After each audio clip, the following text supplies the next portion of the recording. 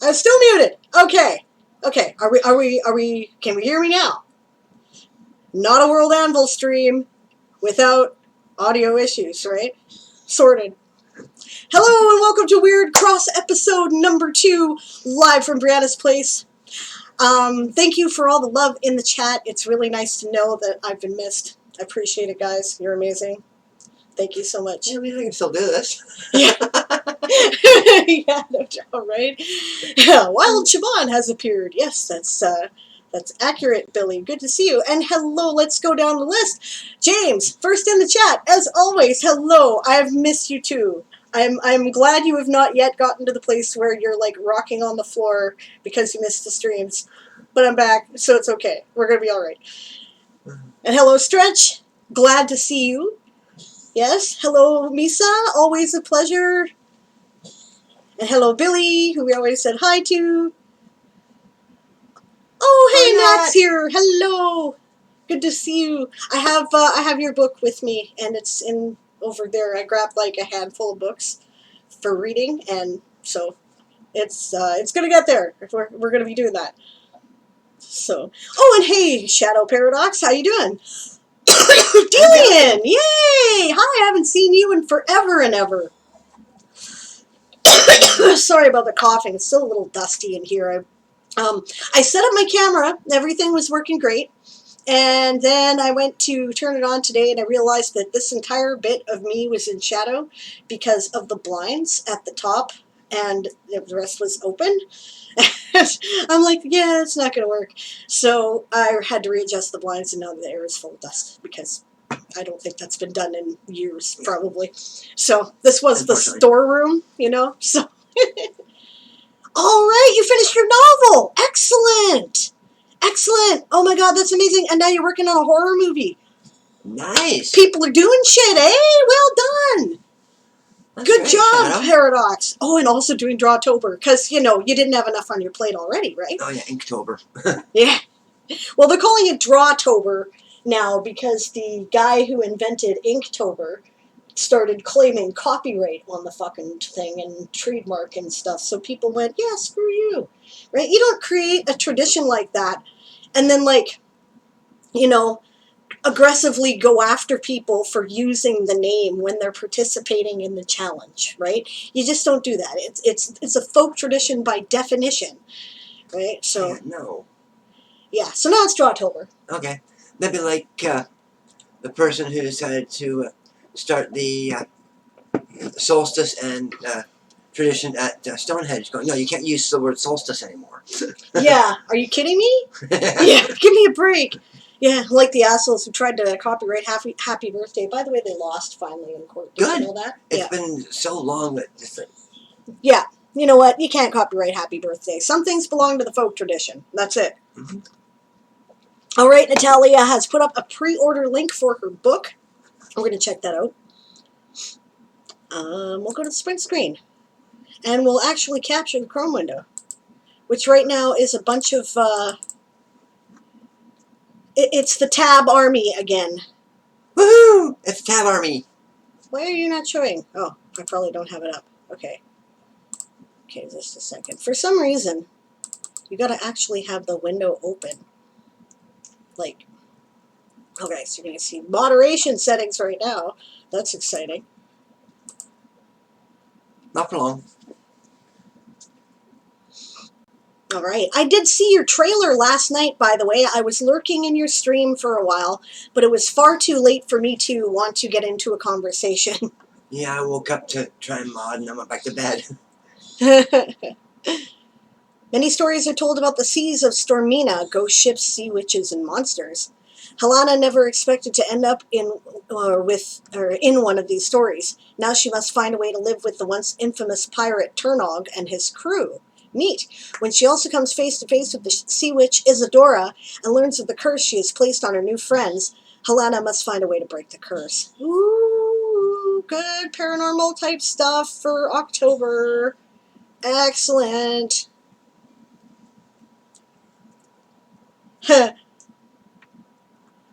Nice, nice. Okay, cool. Did I put a like on this? No, I didn't, did I? Well, we're going to do that because we want to do that. If I sound like I have a frog in my throat today, guys, that's because I do. It's Ribbit. just all the dust from packing. I'm allergic to dust. It does not work for me. Well, maybe you should wear a mask to bed. Well, I can't. I tried that, and I keep taking it off in the middle of the night. So, Yeah. all right, I'm gonna go back to the downtime screen because this is like chatty moment because Siobhan's here. So, Yeah. Red Idea says, so I finally finished Chapter 8's rewrite, including the battle scene, and it really sucks, but hey, it's done. Well, we said we were going to go over your battle scene, didn't we? Right? That was one thing that we were going to do. Is today a good day? Do you want to post it to me and we can go over it? Well, yeah. Siobhan's here. Yeah, I was gonna say, I can do battle scenes. Yeah, exactly. She's really good at them too. So, 2 for the price of 1 today. Oh, hey, Satrium, good to see you. Welcome, Satrium. Oh, I actually had him on my stream the other day in voice chat. Oh, did you? Yeah. That's cool. Right on. Well, Oh, yeah, your tomorrow? community stream. Yeah. Monday is community stream tomorrow. For you? Today is Sunday. Today's Sunday. No. Yeah. I'm saying, because my community stream is Friday. Right. I'm just saying, do you have a community thing tomorrow?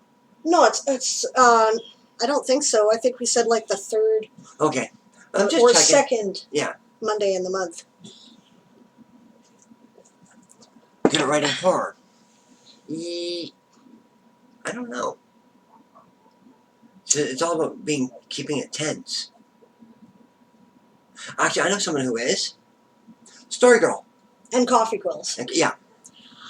I'm not bad at it. I don't know if I'm good because I've never had like a review on something that's strictly horror. I have written it. I haven't, but then again, that's not my forte. I don't like horror. I don't know if Billy heard me about the invitation. Do you want to go over your fight scene on screen? Right idea? We can do that. Dad says, Sable, instead of the boy under the stairs, the gal in the pantry. Pretty much. Well, no, it's not a pantry, but it was a storeroom. You should... Oh. I don't know. Aaron is not the type to complain, right? Okay, so I doubt he told you about the saga, right? But it was a bit of a saga, right? We just barely got the container filled in time, the storage container, before it got taken away, and then we spent like the last, we were there till 10 o'clock at night throwing random shit that had gotten forgotten into boxes, because that always happens when you move. Right? We came over, we started bringing over stuff. We came over, I think, what was it, 7 o'clock? About 7-ish. About 7 o'clock we came over. Her roommate hadn't moved out yet. He still hasn't left the property.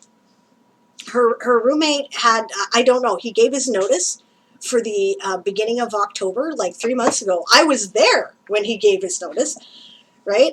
Yeah, July 10th was the exact date. I remember because I have the notification of eviction. Yeah, because she was going to throw him out for non-payment to rent, and we showed up to help her negotiate, right? So she ended up getting the rent paid directly to her after that, so... But, okay, yeah, I don't know what the fuck he was expecting, right? So, we left and we spent the night in a hotel because there was no place to sleep because this room was still filled with junk, right? And the other room was still occupied. If we could have taken turns sleeping on the couch, I suppose, right? So we all went to the hotel, which is money I didn't want to spend, but there you go. And then we came back the next day. He's still the fuck here. He's still here. It's October 2nd. No, right? That was October 1st. You came in on the 30th. Oh, yeah. Okay, so it was October 1st, right? He's still the fuck here. So I started screaming and throwing things at about that point. Garbage. It was garbage. It was okay that I threw it. I threw it off the balcony so it could be chucked out.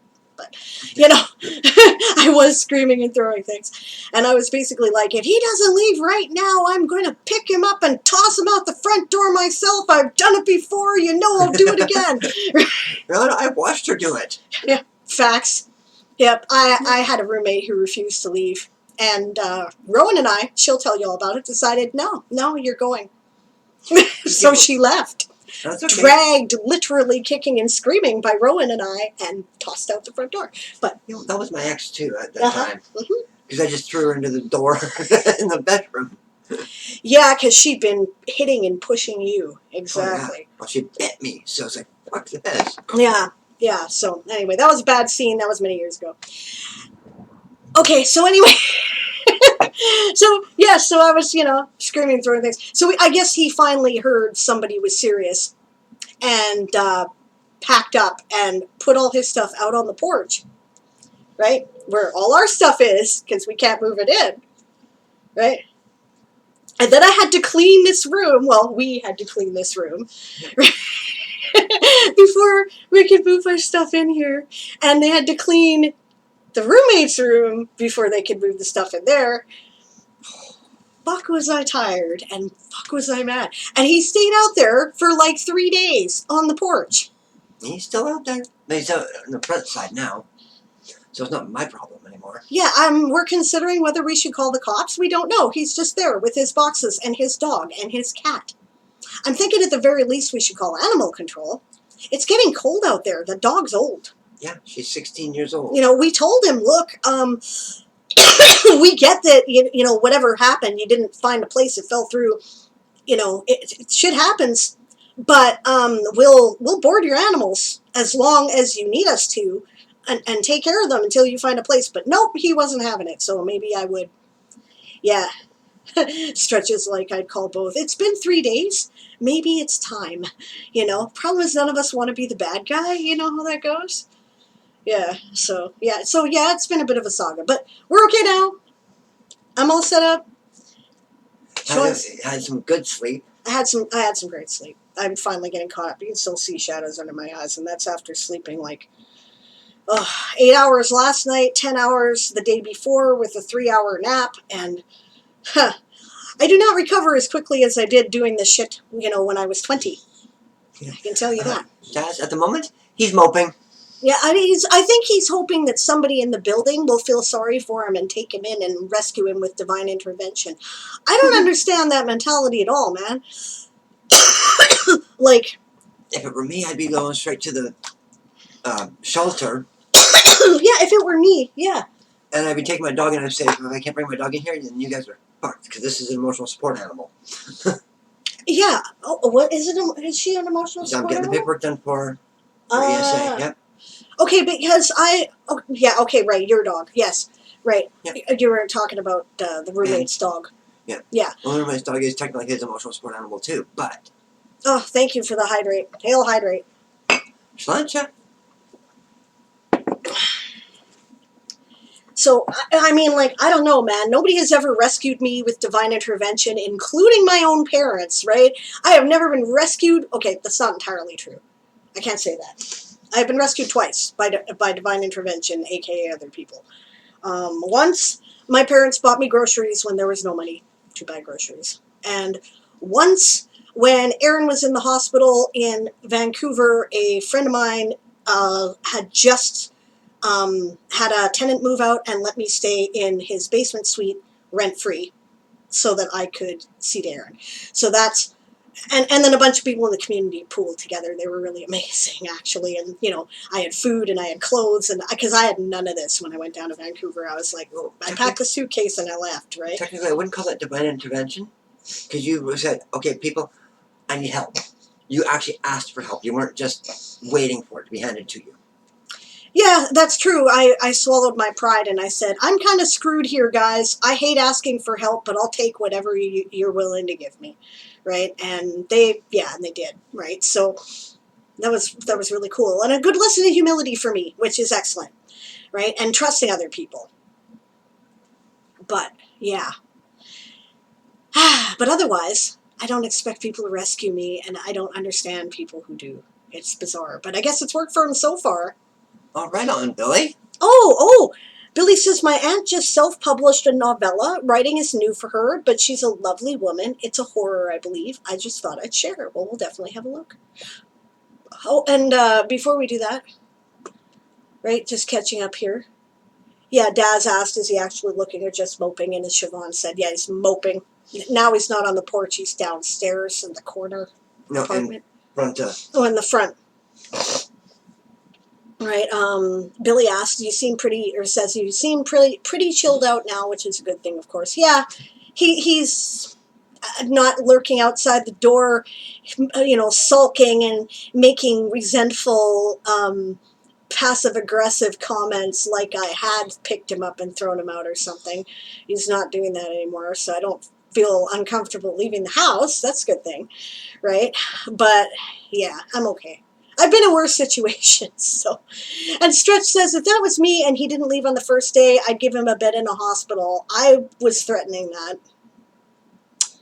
Yeah. Yeah, unfortunately, I didn't want to see her go to jail either. Yeah, well, yeah, I don't want to go to jail either, and he's the type who would actually do that. Mm-hmm. So, let's see. The Witch's Window. Ordinarily straight-laced 16-year-old Valentina Miller from London is consumed with grief after the unexpected death of her mum. Suspended from her private school, she is banished to the sleepy Cotswold village of Snowshill, where nothing exciting ever happens. That is, until she learns about the mysterious manor and its infamous witch's window. Local boy Cameron unconventionally introduces himself, and Valentina finds herself embroiled in the sabotage of the local bloodthirsty Boxing Day hunt. Through the eyes of Valentina, the reader delves into the world of a grieving teenage mind, deftly encapsulating current social issues such as bullying, disability, loss, respect, and friendship. Neat. That does sound good. Well, congratulations to your aunt. That's amazing.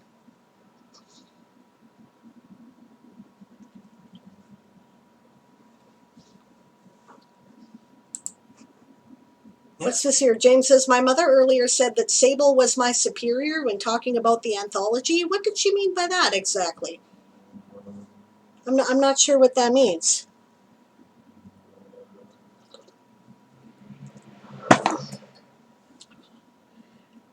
Billy says, writing is new to her, and she said it's amateurish, but she enjoyed the process. Yeah, well, you got to start somewhere, right? I'll pass on the congratulations. Thanks for reading it out. Oh, Lappin, I'm guessing. Well, that's true. In the Game of Tones, it is a hierarchy, after all. Yeah. It's medieval times, right? And see? Barbara and Lappin are friends. That's right. Exactly. We friends. I like the Batgirl. Well, yeah, 'cause I keep my eyes out in the night, so you don't have to. That's right. That's right. Until it's war. Exactly. Then she's like the enemy. Yeah. Oh, only when I get taken out by the enemy. Well, that's true. That's true. James says, I thought it was amusing. I think she's mixing Game of Tones with World Anvil. Okay. Right. I gotcha. Natalia says, I love my Millie's friends. Oh, I gotta show it. Yeah, go for it. We've been plotting about the Game of Tones while we've been here, by the way. It's going to be even bigger and better this year, guys. We've been working to come up with the backstory as to how we got from everybody's having a friendly, if competitive, tournament in July to everybody's trying to kill each other in November. Whoop, you okay? Yeah, I'm good. Would you trip over my hat? No, I just lost my balance trying to get up. Oh. That slippy leg again. Yep. So, let's see. We have Lappin. We have Sauropoda, in all technicality. Or, this could be Sauropoda. No, that's an undead Sauropoda. That's true. That's true. That's Dinosaur Bob after he's been taken over by the undead. Yeah. We have Melees. That's cute. I like that. Heck, I even have an Apis. Aww. She's cute. I know. I just dumped something on the floor and I don't know what it is on. Oh, well, can wait. Yeah. Tiki is just relaxing out in the living room with the boys. Yeah, they're not stuffies. They're like, I don't know, vases or something. Bookends. Right? Bookends. They're bookends, right? They're tiki bookends that she's got. So. And Bench is playing with Mollusca. Yeah. She's got this dog toy chewy thing that's an octopus. It's great. Yeah. Yeah. And of course, Croptra is hiding in the room, upstairs in the dark. Right. Where she's comfy. Right. Yes. Yes. It's awesome. Billy's like, I really want to take part. Right? Natalia says, Game of Tones, I'm still busy with World of Fan Fiction. Yes, we're going to get back on that now that we're more organized. So this is good. I'm kind of excited because you know what I'm going to do? I've decided that whatever fanfic I write, it's going to be like my project to do when I'm stuck on my rewrite for Game of Tones. That's what I'm looking at too. Yeah, you too? Yeah. Well, I mean, I could go to the rewrite because I'm working. My Game of Tones, my Nano project is my second book. Mm-hmm. If I get stuck on that, I'll try working on some of the edits. Mm-hmm. Right now, I'm just trying to get clean edits so I can then look at how I need to change things. Yeah. And if I get stuck on that, or I just don't feel it, I can go to the. Do not knock your head with your fingers so hard that I can hear it. That's disgusting. Don't do that to yourself. I'm sorry. I just. World of Fan Fiction. Yeah. I can't even think today. Oh, I know. Good night. Oh, did I not fill out the form, Natalia? I asked you last night and I didn't know. Please repost the link for me. Or is that for the writer's form? Yeah, the World of Fan Fiction. Right? I thought you'd filled that out. Apparently I didn't. You know what? I don't know what I did and didn't do in terms of paperwork over the past 2 weeks. I can hardly remember being conscious. And my memory of being conscious is an agony of pain and dust in my face. No, you filled out the form. I fill out the form. Oh, okay. What do you need from me then? Is it like my bio info? Okay. And by the way, Right Idea said, Lappin for life. Sorry, Siobhan. I know. Yeah. I've been harassing you. Yeah. Yay, bunnies. I brought the royal regalia too, by the way. I made sure I had it. It's right here. And? Oh, and I have my own Lappin gift from Siobhan. So this is obviously one of the babies that disappeared from last year. So, yeah. Yeah, I found it running around after I came back from being a zombie. Right. Otherwise, I would have eaten it. I'm sorry. Yeah, of course. we understand. We forgive each other for zombiness now. Yeah. Yeah. Or do we? There we go. Okay. Well, if you want to get technical, we got a Yoda sitting there ready to smack you in the head. That is true. There is a really cool stuffed Yoda right here. I'm not taking him down because I have had enough dust for one day, but he's right here, and I'm hoping I will get a chance. Plus, there will be this like cascade of junk that would timber off of the speaker that he's sitting on. But at some point, we're going to clean that up, and I'll bring him out because he's really cool. You guys got to see him. He's amazing. He has like the wrinkly face and everything. It's great. Definitely, I can't wait to work on that, says Billy. Satrium says, still a bunch of stuff to do for Game of Tones. Yes, there's going to be some changes to the bot. For one thing, you're going to be able to opt out. Yep. And that's getting trying to opt in at the moment. Billy asked me, I tell you all about a new project I'm collaborating on with someone. Of course you may. We'd love to hear it. Yeah, oh, the bio info. Okay, yeah, no problem, Nat. I can get that to you. I'll do that. I don't know. I'll try to do it today, but remind me if I haven't gotten to you by tomorrow, okay? Poor Mercedes. And hello, Author Goddess. Good to see you. How are you doing? It's Living Dead Girl. Oh, yeah. She's lurking. She's lurking. She's getting ready. Okay, see you in a minute, Stretch. James says, Lappin for life. Lappin for life. Sable would have to sell me. Not happening, man. Misa says, I've worked very hard on not losing my kitty regalia to my OCD cleaning sprees. I worked very hard on not losing my regalia.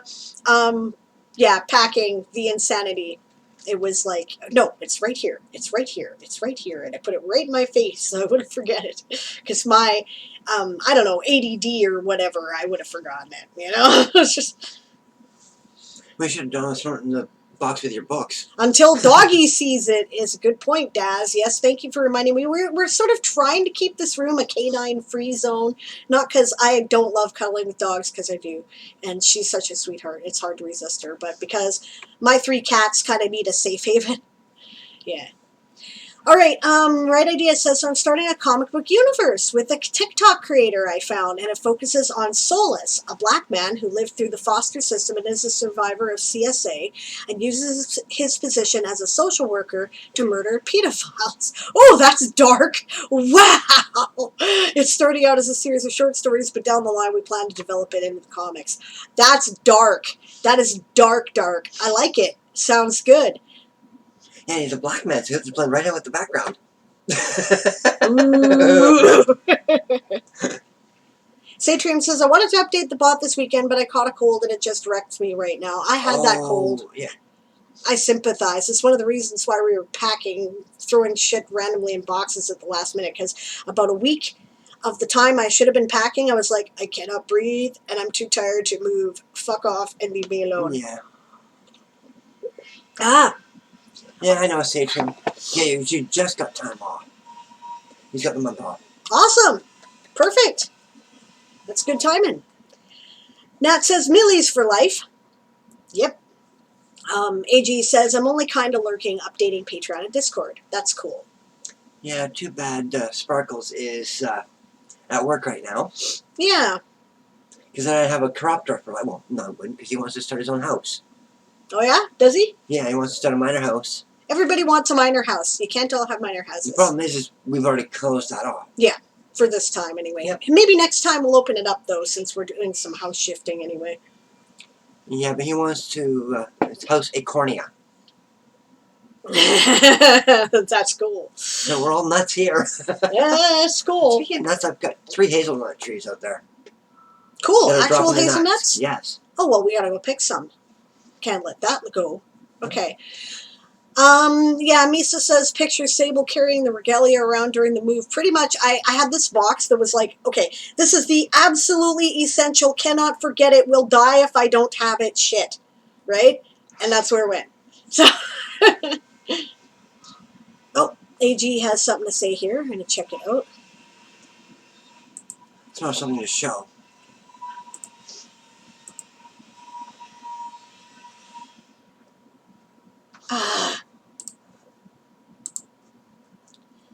I don't really want to log in again on... Okay, just a second. You shouldn't have to.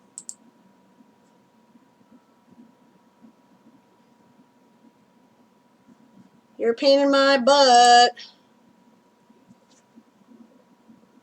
You've got the app. You shouldn't have to do that. I know.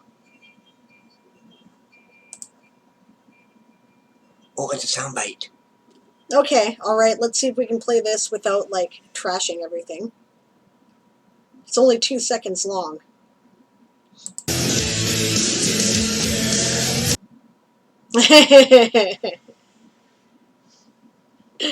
That's a piece of the song Living Dead Girl by Rob Zombie. Nice. Which is cool. You know, I was actually going to, like, cut out the chorus, right? And set that up for you.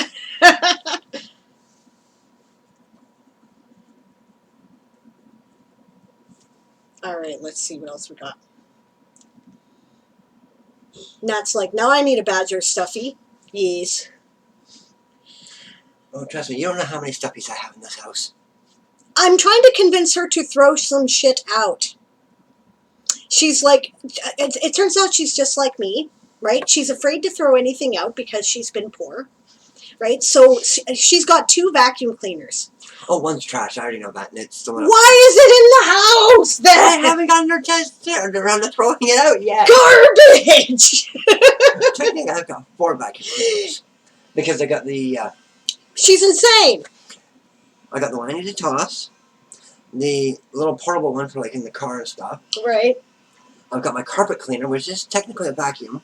Mm. It vacuums up the water. Mm. Yeah, I know it's iffy, but it's carpet cleaner. And then I've got my canister vac. Okay, so you get one vacuum cleaner and one carpet cleaner, and that's it. Okay. Okay. See, there we go. I'm helping her because I'm like this. I had to be, it was good going over stuff and going, do I really care about this stack of fucking papers? Nope, don't care. Garbage. Oh, you might want to do a ban on deceive_Hoss0312. Oh, did you not do that? I thought you did. I may have. I'm not sure. I thought I saw it. But, Okay. But I'll double check when we're done. Yeah. Yeah, Right Idea says it's cathartic for me and the other creator. It was his idea and completely inspired me. Can't wait to share some of it with you all, with the appropriate trigger warnings, of course. Of course. Yeah, that's going to need some serious trigger warnings. That reminds me of Dexter, which I actually really like, so that's cool. Yeah. All right, Daz says, I just did a link to my author pageroo. I still have to tell my plan for Dazzlecat. Yes. Okay, I don't know for sure if there's going to be a game tonight. I think so. I'm pretty sure, but I've been really, really tired, right? So if I get like, I can't concentrate, there won't be a game. I will announce it if I go live. But there's no reason otherwise. There can't be. Everything's set up. We've got our plan for how it's going to work. Aaron's in the living room. Siobhan's upstairs. I'm down here. We won't be in each other's mics. So, yep. And that's the good thing too, is because this room actually is fairly well soundproofed. Yeah, it's pretty good, isn't it? You don't hear a lot of echo, do you? No. Right. I've got the window open, and I doubt you can even hear the saw that's outside. So, right. Misa laughing at me. Author Goddess says I had 2 go bags during the move. Yeah. I knew that I would be here for at least 2 months, and that was part of what complicated matters, right? And I was like, and my book just came out. I got to get back to streaming, and. So yeah, it was deciding what to take was, that was fun. If it was going to be like 2 weeks, yeah, I could have done a suitcase. That'd been fine. What came out? See, packaged, ready to go. Yes. Yeah, actually. Yeah, that reminds me. Well, okay, we'll do that in just a second here. I'm going to try to catch up with the chat. We're talking too much, but that's okay. I'm not really in a hurry to do anything today. I figured this was probably a good touch base kind of stream. Although if you guys want to talk about your shipwright challenge entries, I would be happy to do that. Or help Right Idea go over the fight scene, right? Which we've now offered to a couple times, which I don't know if he's heard, but the 2 of us could probably be of real help. I know Siobhan writes some good action scenes too, right? So, yeah, Right Idea says packing always reminds me of the general entropy of the universe. It's like, how the hell did my shit get everywhere? You should have seen the train wreck we left behind us. Because the owners of the place said, oh, don't worry about your garbage. We're just going to bulldoze the place anyway, right? So we left it on the floor. It looks like the wreckage of a cyclone. I'm not even kidding. Well, I'm sorry, but that house started looking like the wreckage of a cyclone. Not quite. No, when the outlet started burning. True enough. All right. I also have Poor Unfortunate Souls as a soundbite, says Good. I have the basics ready to go. Awesome. Yeah. Author Goddess, me and my whole family. Yeah. Yeah. Yeah. Nat loves stuffies. I love stuffies too. I have a collection of vintage stuffies. It's got things in it like 1985 Pac-Man, and like an original My Little Pony stuffy with hair you could actually brush, and 2 different vintage ETs and stuff like that. Here's one of the reasons why I'm not wanting to get rid of the stuffies. Yeah. They're webkins, which means they're limited editions. Which means they're okay. Well, yeah. If you want to keep them, I'm like. I mean, heck, Banshee's gotten 2 of them as play toys. She has Dr. Seuss books upstairs in the closet where her child used to live. And how old is River now? 17. Yeah, they can go, right? I may have grandchildren eventually. You have grandchildren. So give it to them. There you go.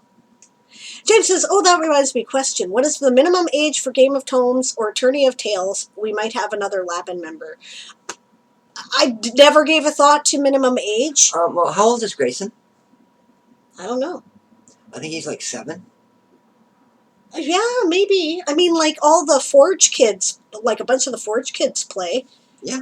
So I don't really think there's a minimum age if they want to participate. Just be aware that some channels are marked mature. This one is marked mature because I swear, right? And because we talk about mature subject matter from time to time. So yeah, but the thing is, you got to think about the Forgelings at least don't have to worry about that. They live with mature subject matter all the time. well, you know, different people have different parenting That's styles. true. My style is a lot like the Closet Forge style. I'm like, they're going to get exposed to it by their friends anyway. They might as well hear it from me and have it be treated, you know, with maturity and appropriateness than otherwise, right? Yeah. I wasn't very much, you know, I mean, there's some things, right? You make it age appropriate, but I was not big on sheltering my kids from swearing or anything like that. So, Yeah, neither was I. yeah. Satran says, but even with that cold, I managed to do some editing and made a bit of progress on some music. Slow progress, but slow progress. That's awesome. Author Goddess, just throw it away. Pops blood vessel in vein. Brain, yeah. Yep. You know what? The thing is, though, when you get to a point where you can't use any of the stuff you have because it's piled over with other stuff, stuff's got to go. It's not useful, right? It's not useful. Yeah, telling myself this, there's a reason why my house looked like a cyclone when we were done. Because I went, yeah, I should have thrown that away years ago. Leave it. Yeah. And hey, Gwen, good to see you. How are you? Right Idea says, we described it as Dexter meets Gotham and a sprinkle of Wolverine. I fucking want it now. Yeah, now it looks good. I mean, Dexter wasn't cool, but Gotham and Wolverine. You're not into Dexter? I never really did get into Dexter. Okay, well, you know what? I read the books, not watched the shows, so maybe that makes a difference. Dexter's cool, right? Yeah, like I said, I never really did get into Dexter, but... This sounds familiar. Author Goddess says, I literally have arguments with the kids because they fight over whose shirt it is. Neither want it, and I end up screaming for them to just put it in the giveaway, but they are fighting over who has to put the shirt in the damn bag.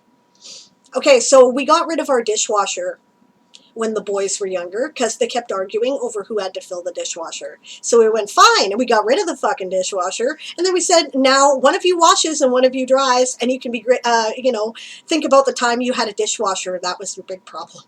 It worked like a charm. It was great. Oh, none of you want the clothes? Okay, fine. Just take all the clothes and toss them all in the Goodwill. There you go. Hey, Scribe. How are you? Hey, good to see you.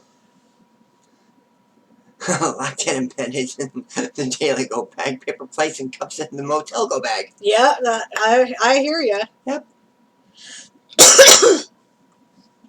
Yep.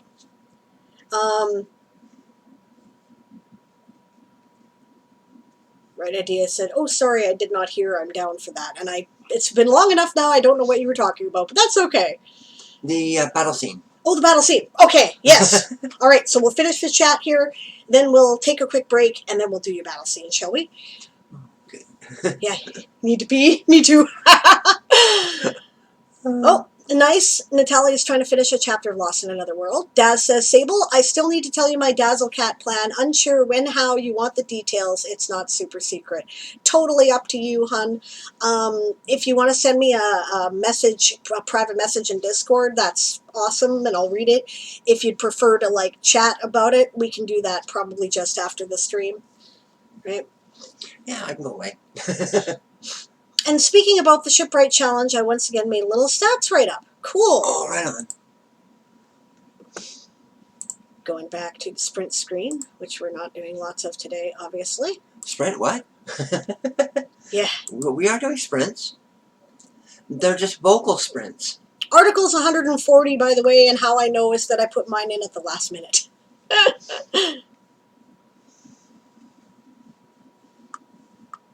And I know Dimmy was saying... No, I think it's 139 because he set this up afterwards. Well... Baron said there was 139 on stream. Oh, okay. And then I submitted one, so I'm not sure. And so did somebody else, because they got hit. Right. They reopened it for 5 minutes to get those in. So maybe more. Wow, this is awesome.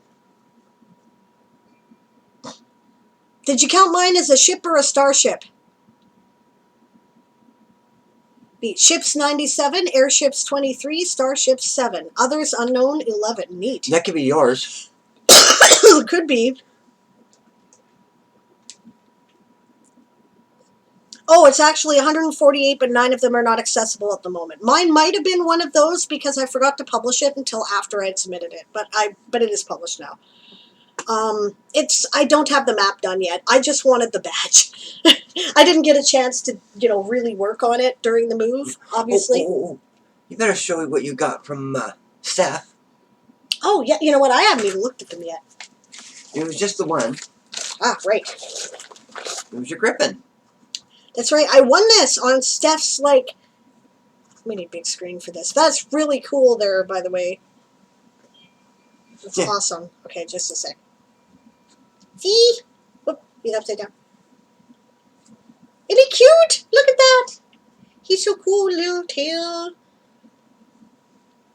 Steph writes tails, or Steph Weaves tails. Steph Weaves Tales made this, right? She does these for Etsy, right? And she also does writing streams. If you don't know her, you should definitely check her out. She tends to run in the evening sometime, just before Coffee Quill starts, right? And she did a book release celebration Twitch anniversary stream, and I won this on that. So, isn't he cute? I'll bring the other two that I won. What? Because I got the unicorn and the jackalope.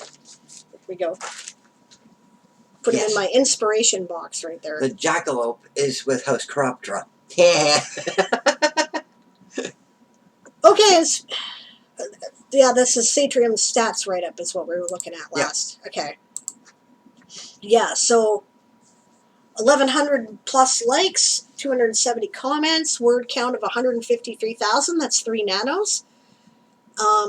389 images, 76 maps. So lots of people didn't do maps, eh? I do intend to, I'm just not finished it yet. Oh, I mean, if you look at this, that's 1.5 times The Hobbit, and 2/3 of the Fellowship of the Ring. Nice. That's a lot of bloody words. 48 allowed boxes. This is the most interesting part to me. 97 ships, 23 airships, 7 starships, and 11 others unknown. That's neat. Well, I know that... I like the word clouds, too. That's very insightful. Yeah. Moon did a starship, or a spaceship, right? Right. I think Nat did one.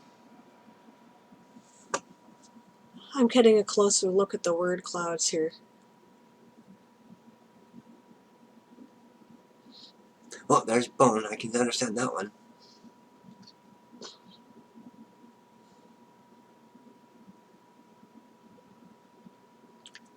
Let's change like Fortress. Jolly, Salamanders. Oh, wow. Neat. See, I understand why the Bone. Oh? Yeah. Shot of Malachi. Oh, yeah, that... Ship of Bone. Ship of Bone, yeah. There it is. The Arianrod's Pride. That's mine. Yep. This is cool. You made a whole list of them by alphabetical order. This is so much more sensible for me. I'm going to go through your list and start reading articles. That's great. Oh, yeah. Cool. I mean, I think the H one is has Moon in there. Oh, yeah? Okay. Yep. HWCS Excalibur. Nice. Eli has the Hubris. There's Daz's Jolly Ho. Yep. Lady J Vader's the Lavana. Yep. I'll have to check that out too. Solar Cat HMG Inevitable. Nice. Yep, there we go. The Hellborn Horror by Shadow Malachi. Oh, he did change it. Nice. Because he was calling it the Ship of Bone. Ooh, there are 2 of us in the J's. Yeah, so you stand out. Neat. I'll have to go through this more thoroughly later. Oh, yeah. All right.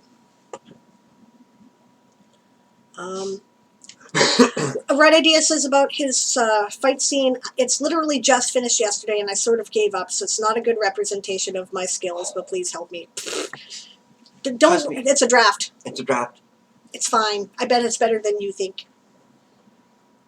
I mean, the number of times I look at my drafts and I'm going, why did I do this? I can do better. Yeah, Satrian says, I'd say, as this is running on Twitch, the minimum age should be 13, which is the official minimum age of Twitch. Well, that makes sense. Without parental, immediate supervision, I would say, for sure. Yeah. Works for me. I'll do a speed edit so I don't embarrass myself. Daz says Dexter was cool and will DM me the information. Awesome. Gwen's good, thanks. Great. We have 27 worlds to choose from in the fan fiction project. For those who haven't heard, there's a bunch of us who are getting together to write fan fiction in each other's worlds, right? Basically, it's, like when you read an anthology from Baen Books or something, and it's a bunch of, Eric Flint has written a story in David Weber's world, and David Weber has written a story in Eric Flint's world, and that's what we're going to do. We're going to exchange that kind of information and each do stories for each other. And I don't really know how we're going to work it. We're trying to figure out how to decide who writes what. We're trying to balance it so that A, nobody gets stuck with a world they have no ideas for, and B, nobody gets left out of somebody writing about their world. Yeah. Right? So I don't really know how we're going to work that yet. I think we might have to have an organic conversation about it. I mean, the reason I dropped 2 worlds is so that people had options. Right. You don't have to write in either of them. Right. Well, I do. I'm obligated to write in yours and in Eli's because you guys both spent write me a story points to get me to write in your worlds. So I will be doing that. Mine is currently classified as a ship, not a spaceship, but it's both. It actually is designed to sail in the stars, so technically it's more of a spaceship, but it's designed like a sailing ship. So I don't know what you're going to do with that. Right? You could read it either way. So Other. It's amphibious. Oh, and it does also work in atmosphere, so technically it does all 3. Like I said, it's amphibious. Just to be a pain in the ass. Yeah. As a little explainer, I'm doing a best efforts keyword matching thing to figure out the types. I can't read all the articles and do it manually. That's fair. Yeah. I have been talking about it like a sailing ship because it's adapted sailing ship technology, nautical technology taken into space when they discovered how to fly these ships. So, Oh, World of Fan Fiction. That was dropping something down. She was too busy. Oh.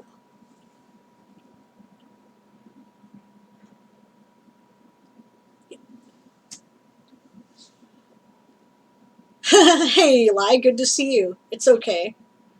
Have we figured out how we're going to assign worlds? No, we have not yet figured this out. Right? I think we may have to have an organic conversation about it.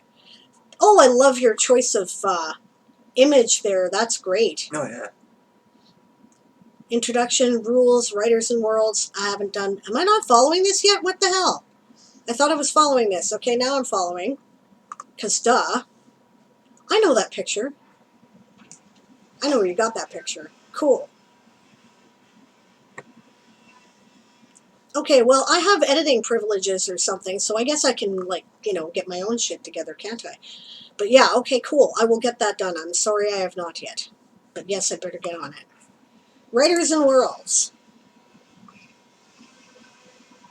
All right. We have Author Goddess, Shadow Malachi, Siobhan, Chrysalia, Gala, James, Radyar, Eli, Kahuna, Moonflower, Daz, Natalia, Kitoy Rowan, Shired Fox, Karin, and Dragon Magpie, and me, which because I haven't done my bio yet. I'm not on here. But yes. Yeah. Awesome. Well, that's going to be fun. Oh, yeah.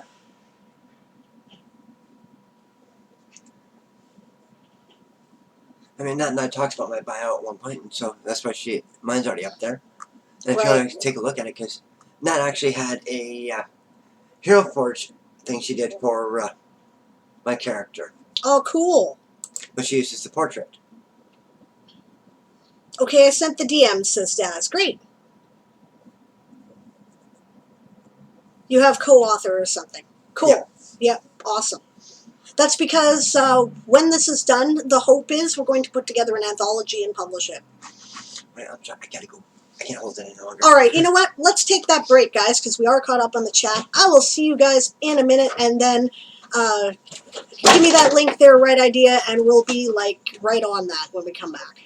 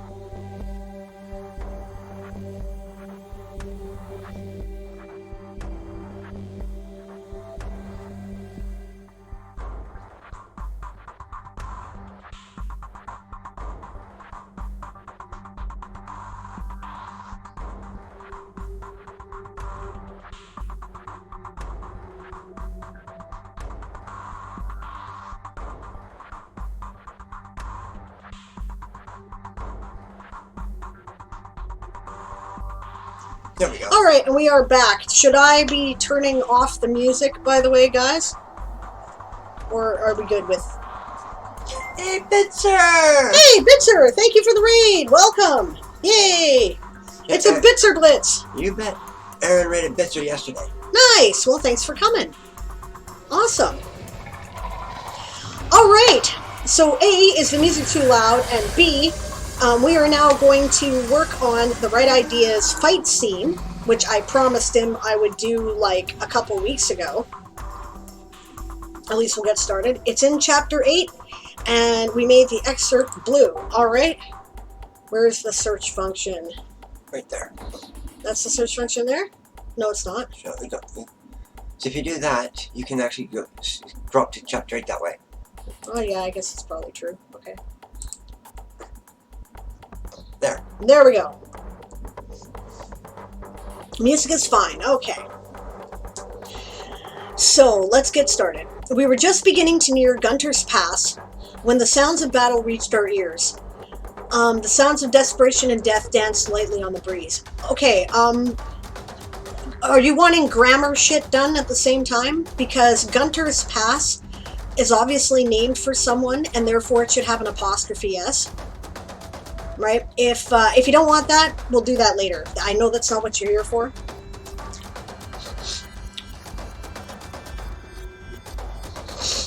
You can come on Discord. Okay. You know what? In that case, but then Siobhan won't be able to hear you. Oh. Okay, my headset. Oh, yeah. There you go. It's not like I am stuck without being able to access my stuff. Right here.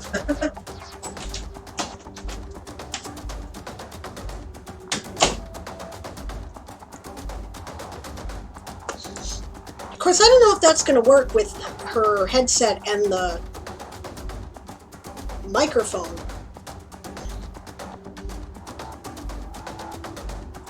Grammar can come after. Okay.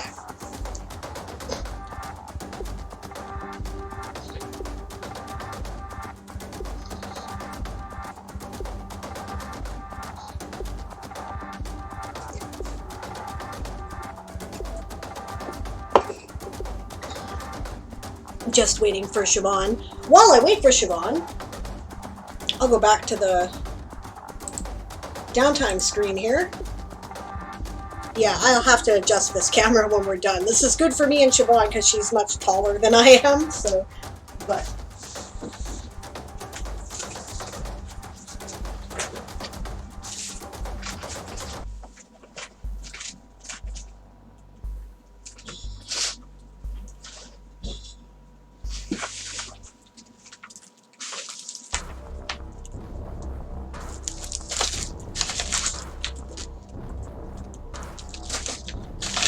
If you requested one of the signed trade paperbacks from the Kickstarter, then they're ready and will be sent out tomorrow.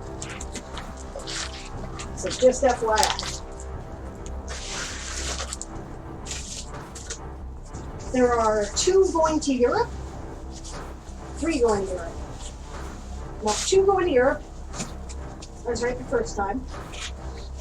And... what is it, 6 going to the United States, and there's 1 that I don't know where it's going because the guy never responded to his backer survey so far, so I might have a free book to give away. I'm just saying. You just need to know which channel. Okay, let's go in the yeah, you're probably staying upstairs now, right, Siobhan? Because otherwise it'll pick up both your headset and the webcam mic, right? So they'll get an echo. Yep, okay. In that case, I'm going to adjust the camera down. No, that's too far down. There we go. That works. Okay, James is going to bed early. Yes, you need to look after yourself and be a healthy private for House 11. So get some sleep, James, and I'm glad to see you and thank you for coming. Yeah, we'll go in the Nano channel on my Discord. You guys are both on my Discord, right?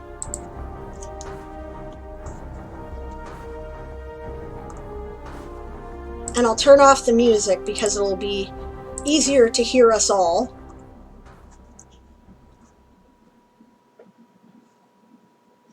Yeah, I know I can select it to pick up only one mic, but it's complicated. So I don't want to mess around. So right idea, meet us in the NaNoWriMo voice channel.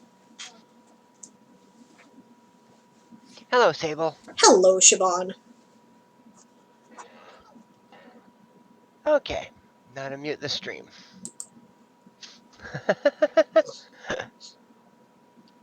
Yep. Come on, Billy. Welcome, Billy. Hi, how's it going? Good. too How are bad. you? I'm doing very well, thank you. I'm just going downstairs quickly. There we go. Right. Okay, perfect. Now, I wouldn't mind having a copy of the link myself. Oh yeah. So I can read. I Oh, did put it in the chat, but I can put it in the in Sable's Discord as well. Hang on.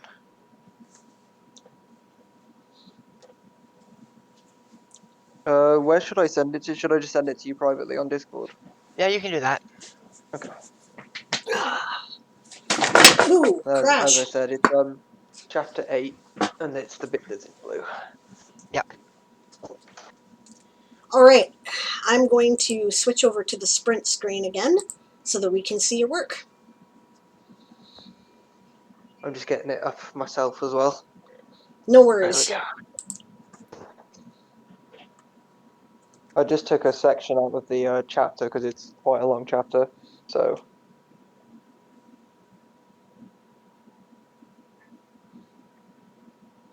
Yeah, just let me know when you're ready to go and we'll dive in. I'm ready. I'm ready whenever you are. That's fine by me. All right. Okay, so we're skipping grammar. Yeah, I can always do that in a different edit. Yeah, fair enough. Okay, we were just beginning to near Gunter's Pass when the sounds of battle reached our ears. The sounds of desperation and death danced lightly on the breeze. Couple things. First of all, you've got the sounds twice, Yeah, I did notice that. right? The second thing is, are you intending to be sort of ironic here? Danced lightly on the breeze for desperation and death. Well, I think it was just because they were like the battle's happening in Gunther's Pass, and they were just sort of getting there. So I thought it made sense for it to be off in the distance. But if that doesn't read how I thought Well, it did, that's fine. I'd actually use the echoes of desperation and death. Because you're in the Yeah, past, so it's going to echo. that's true. That's true. I can do that. Dance lightly is an odd choice of adjective because it implies like but maybe you're intending, right? Okay, like it implies that there's good things about it, right? Because people associate dancing lightly with like, carefree Melody and happy music. times and Yeah. yeah, Yeah. exactly. Okay. Right? So, but maybe you intended that, right? I mean, some people really enjoy battle. Maybe you intended irony, right? The fact that it sounds, from a distance, not quite so horrible as it is in person. If you did, great. If you didn't, then we need to come up with something different, right? But Yeah. I'll probably change that because that part was from the first draft and then this has been edited and rewritten, so it doesn't necessarily go with what I've written now. So I'll probably change that after we're done to something else. okay. Actors' balls were too late, I cursed, looking around to see my own panic reflected on the faces of my friends. Let's see what's going on. We need to report back to the elders regardless. I don't think you need the dialogue tag there. I think you can skip, I said. Uh, Since, Okay. since, you, since you already have I cursed earlier. Oh yeah, that's true. right, and you could just start with, we sped up even more, cresting the hill as we arrived at Gunter's Pass from the side. I might consider even starting that as a new paragraph, but I'm not married to that idea. Right? One Yeah. thing, there's two techniques that you can use in a battle scene, right? Okay. Okay, and it's something that's not often dealt with in prose, and that's meter, right? You can either have short, choppy sentences that indicate there's a lot of action happening all at once, or you can have everything kind of be like overdone long sentences in a way that kind of flow into each other to indicate that it's chaos, right? Okay. And or you can do both, which really messes things up, but it does work. Yeah. Yeah, in limited doses. Yeah, I'd Yep. agree. Right. So, I'm going to be keeping that in mind as I go through. It looks to Yeah, me that's like fair. you've chosen the more long sentence style, which is fine, right? Which Well, I sort of chose the longer descriptive sentences for the first part, and then down further they get involved in the battle and they're not just watching it. So I sort of transferred, I think, now that you mention it, probably to the shorter sentences and like more involved in the action. But we'll see when we get to it, Yeah, I'm we'll sure. see. Yeah, for sure. That could work. That could make a lot of sense, right? If they're watching from a distance, if things are kind of all, and they're a little bit removed from it, and then when they're in it, it can be a totally different story, right? Yeah. Yeah. So that makes sense. Okay. Um, we overlooked a deep gash in the ground. Okay. All right. Um,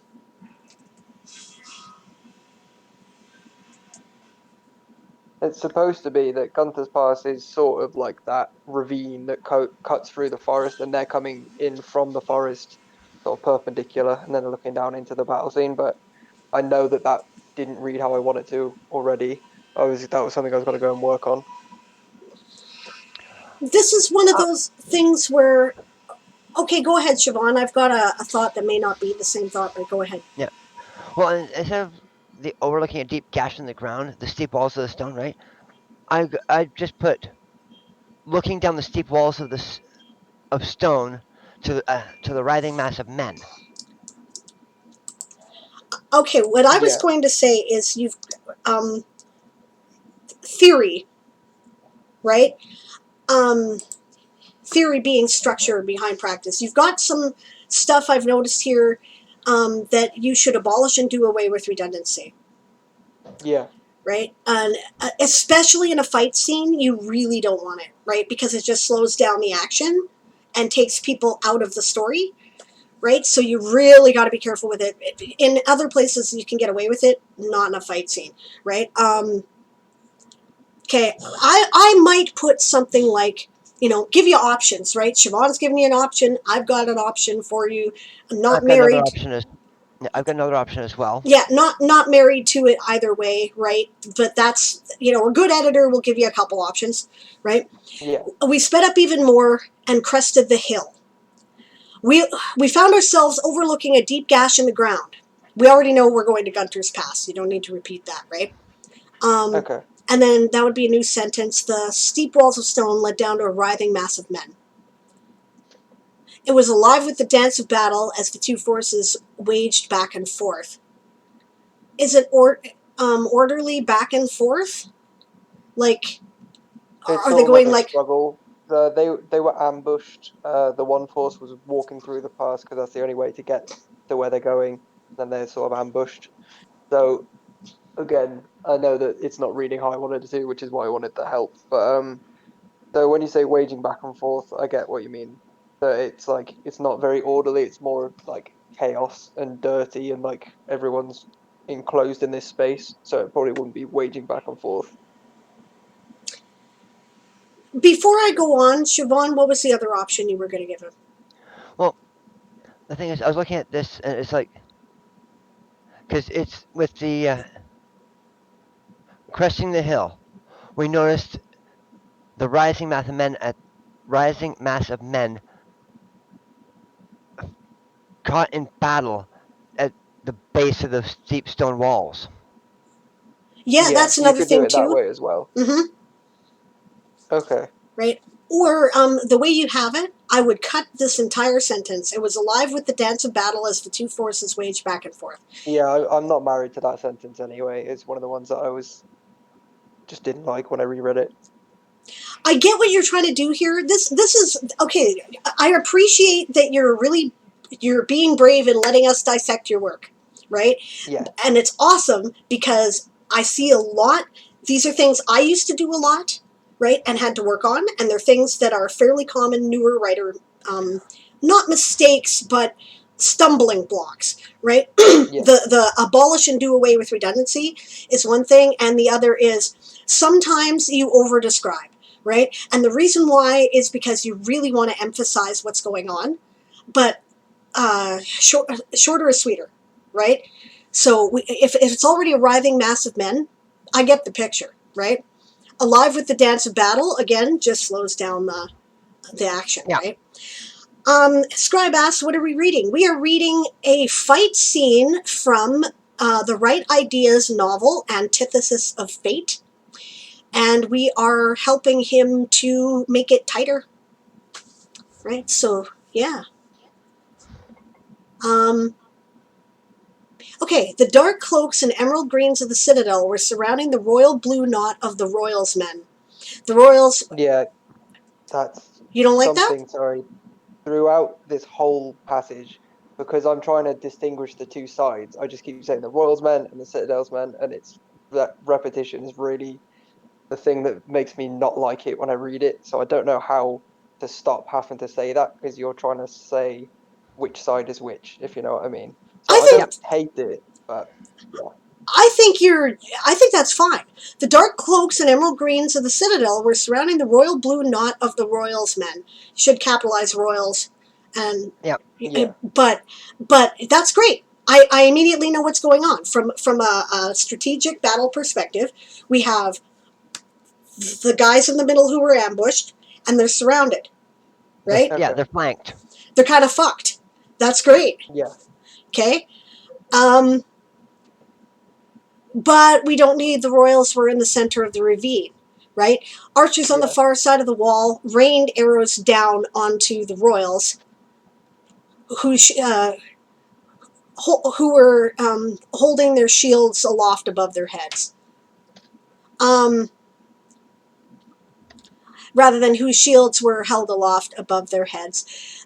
yeah. That's a passive That makes sense. versus active voice thing.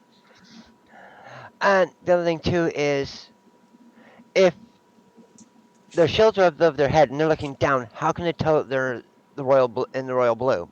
What do you mean? Why not? Because with Well, all volley of arrows come, The they vantage go point, shields. They put up their yeah, shields and then they put it down, right? yeah, yeah. And the vantage point that I want them to be looking at the fight from is sort of from the side, so you can see under the shields, you can see the men. But okay. if that doesn't read properly, I can always like add something in to make sure that's obvious. I personally think it's fine. If the chat thinks that more is required for that, then let me know. But I got the pictures immediately, Okay. right? Um, Especially because there were two separate sentences. yeah. What I can actually see here in this section, right, is start a new paragraph. Yeah. The It's and, paragraph that and I've start got with laid out. Sorry, no, carry on. and start with in quotations shields carried on the breeze. Siobhan may be right about this, Yeah, I like that. right? The reason why is because that's the show don't tell principle, Yeah. right? Immerse us in the action. As archers on the far side of the wall rained arrows down, or took aim with their bows, the cry came, "Shields!" Something like that, right? Yeah. No, I Yeah. like that a lot more, definitely. Okay, that's a good one. Let me try and edit this as we go. No, I that definitely makes it a lot more like in the moment, and battle isn't going to be a quiet thing. And I said that the sounds of the battle were on the breeze, so then why is it quiet when you get there, sort of thing as well. So Exactly. yeah, Oh, hey, Mooncloud, good to see you. We are helping the right idea with his fight scene. Daz says maybe dark cloaks and emerald greens of the enemy citadel using enemy immediately shows us whose side the point of view is on. A good point, but it may not be necessary, right? the only Because reason I steer clear of that is that the main obviously no one knows what my novel's really about, but the main character is not necessarily on either side. They're sort of like neutral, if you know what I mean. Yeah. cool. Okay. I don't know, right? Like I figured that previous chapters probably established what Yeah. the characters' intentions were when they got here, so we don't need to repeat it in the scene necessarily. I'm taking it on faith Yeah. that has occurred, but yeah, right. Which, by the way, Daz, does not hold true for a serial. Okay, Nope.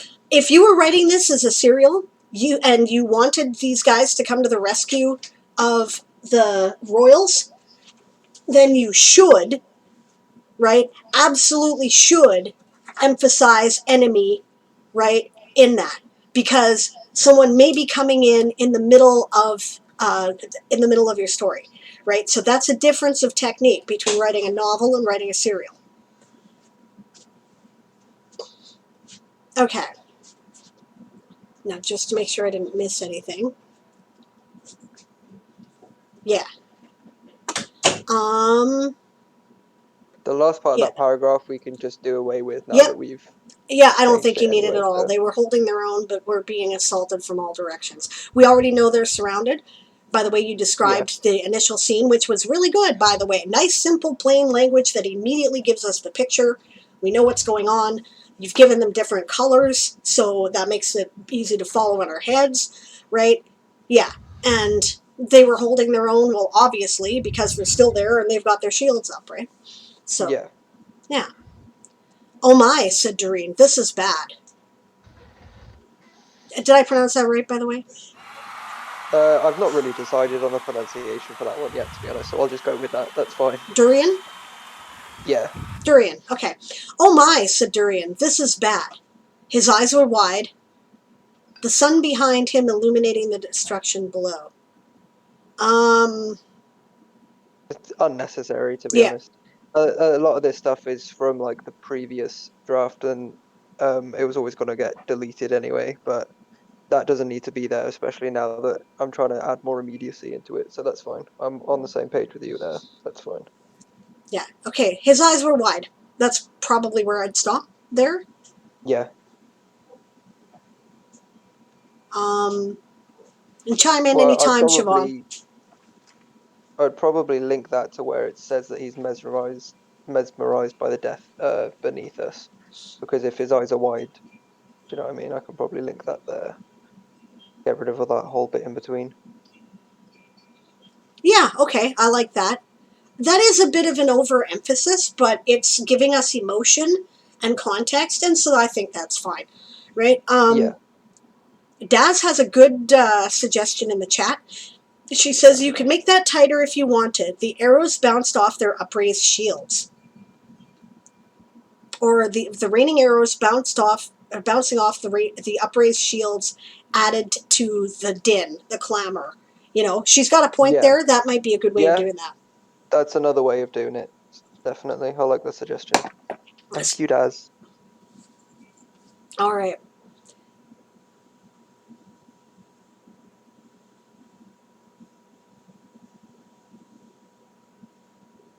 I'm fine to carry on if you are, I think. Yeah, okay. Where I do was we just get to? reading ahead a bit to get Oh yeah, context. that's fine. Yeah, the small knot of men at the center of the gully were harried up the pass and into the start of the swamplands. Men fell on both sides, but the better armored men of the Royals were holding up better than I think the Citadel expected. That's really good, actually, except the The end. reason I said that the Citadel expected it is because earlier in the book he overhears the plans of the ambush, and they were saying that they get stuck in the swamplands and then they basically hammer them against it. But So he if that knows doesn't what they're read trying to very, accomplish. Okay. he knows. Yeah, he knows what, because the reason that they're there is they were trying to get there early enough to warn the royals, but they didn't get there quick enough. Um, but I like that sentence. By the end of it, I agreed it wasn't the best. So if you've got suggestions for that, I'm all ears. Men fell on both sides, but I was pleased to see that the better armored men of the Royals held up, um, were Well, holding up. held up well. Yeah, Yeah, something like that. and then I grinned to myself to see the foiling of the Citadel's plans. I don't know, that's a little overblown, but think for now I'll just change it to the better armored men and the royals were holding up well, because I think that does the job, and then I Sure, can always go back and add stuff if I need to. you bet. Okay, now I have a question here, right? Yeah. We're 3 paragraphs in. How does the protagonist feel about this? I've not really thought about that, because earlier in the book he's basically saying that like there's evil on both sides, if you know what I mean. That's what I'm trying to portray in the main book, is that there's evil on both sides. So the Citadel are basically the rebels. Um, but I've actually changed quite a lot of the overall plan recently. So I think he's going to be more sympathetic to the Royals than I thought he was going to be. So in that case, I might add in that he's like you said, pleased to see that they're doing well, which shows that he's sort of on their side, maybe. But he's not like decided completely, but he's more leaning towards the Royals than he is the Citadel. And it's also he'd rather that the Citadel didn't overthrow the Royals, because it's just like gonna disturb his way of life, if you know what I mean. Right? So I think he sort of wants it to the status quo to be kept as it is. Yeah. I noticed Daz has something there too. It says it is important to show Dorian's reaction to seeing the battle. I get the sense Dorian has never seen battle from that statement. He's from a different continent, and he's emigrated there, and the battles are very different. But he's had run-ins with the Royals, because the Royals are obviously the people in charge of the main continent, and they can be a bit racist and xenophobic and stuff because he's an immigrant or whatever. So, um, yeah, I think you're right there. He's not really seen full-blown battle before, so Oh, he's never seen Okay, battle like this. good The other thing stuff. I was, the other thing I would do is after Mesmer's the death between us, new paragraph. yeah, I agree. I think. Hang on, where was that again? Okay, can So I? would you add that on? Yeah, sorry, carry on. No, that's okay. You were asking where to cut the paragraph. I was just gonna. So were you saying add on that sentence to the paragraph before and then break it after that instead? If Yes. you know what I mean. Okay, yeah, I like that. Okay, what were you gonna say? Okay, what I want to know at the moment here is what is the protagonist's goal here? They Well, the obviously hurried to get to original, the battle. It's yeah. they're too late to stop it. What's the goal? Okay, so you basically hear that he overheard the plans for the ambush and he knew he had a few hours, so he goes back to tell the elders of the village, who are basically his like superiors, and the only reason they really wanted to warn the royals is because they didn't want to be accused of treason if it came out that they knew what was going to happen. So their original goal was only ever to warn them. They were never supposed to see battle, if you know Right? what I mean. But now they feel inclined to get involved because they're seeing that you'll see in a minute, basically, like some of the Citadel people sneak behind and they don't see that as a fair battle, so they feel like inclined to get involved, if you know what I mean. I don't know if it makes any sense, to be honest. It could, right? Like, I don't know how your world works. Is there a really established honor code in your world that you don't do that? Do they hold to the code of chivalry, which people rarely actually did, but said that they did?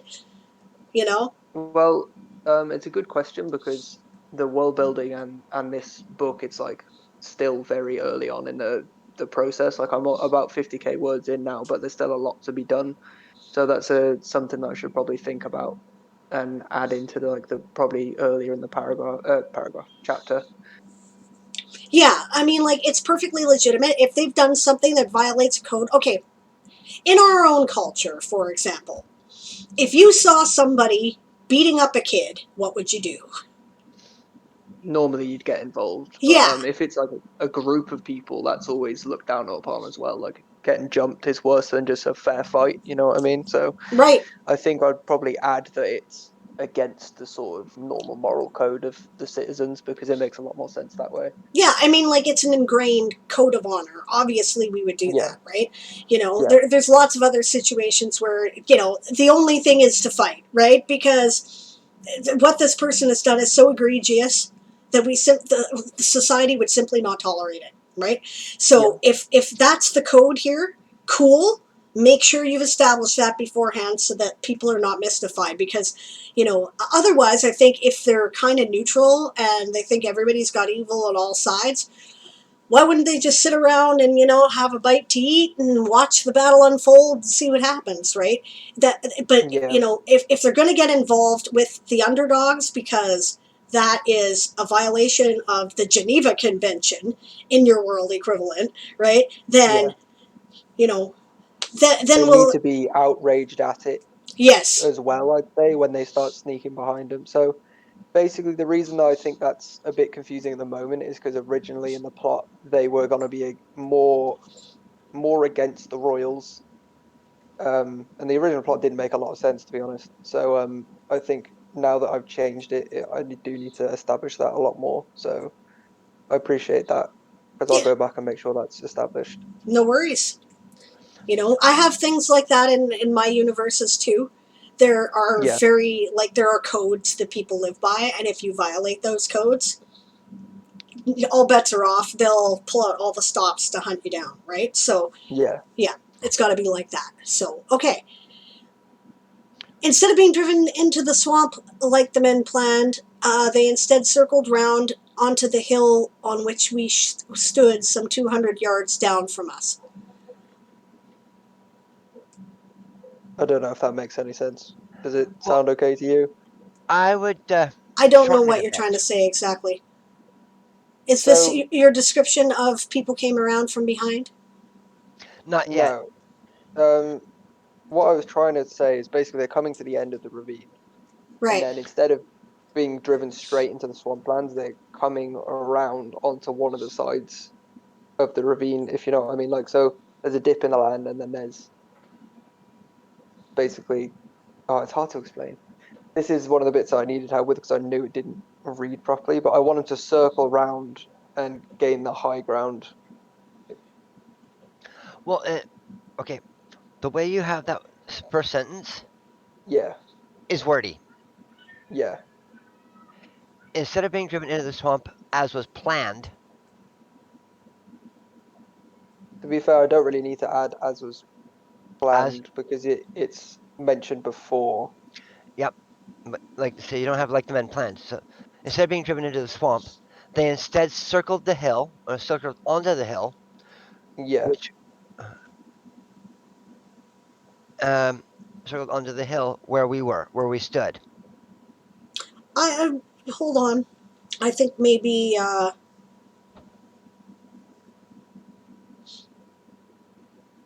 I'm fine for that to change if it needs to because it's something that's tripped me up anyway. To try to figure out how to explain it.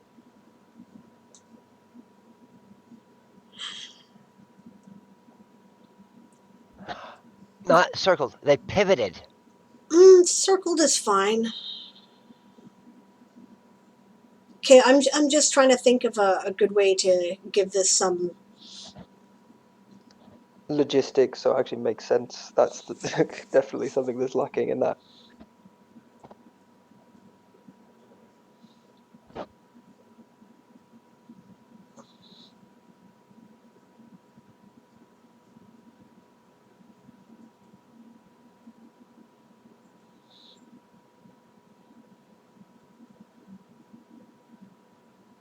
Actually, you know what? That's fine. The only thing that needs is the royals instead of they. Yeah. Instead of being driven into the swamp, the royals circled around, and you only need instead once, right? The royals Okay. circled round onto the hill on which we stood, some 200 yards down from us. They used the height advantage to form a ragged shield wall to push the To Citadel push. men back. Okay, I'm going to stop right here again, and I'm going to say we need more feeling words, Yeah. right? Because right now we're watching this on TV, right?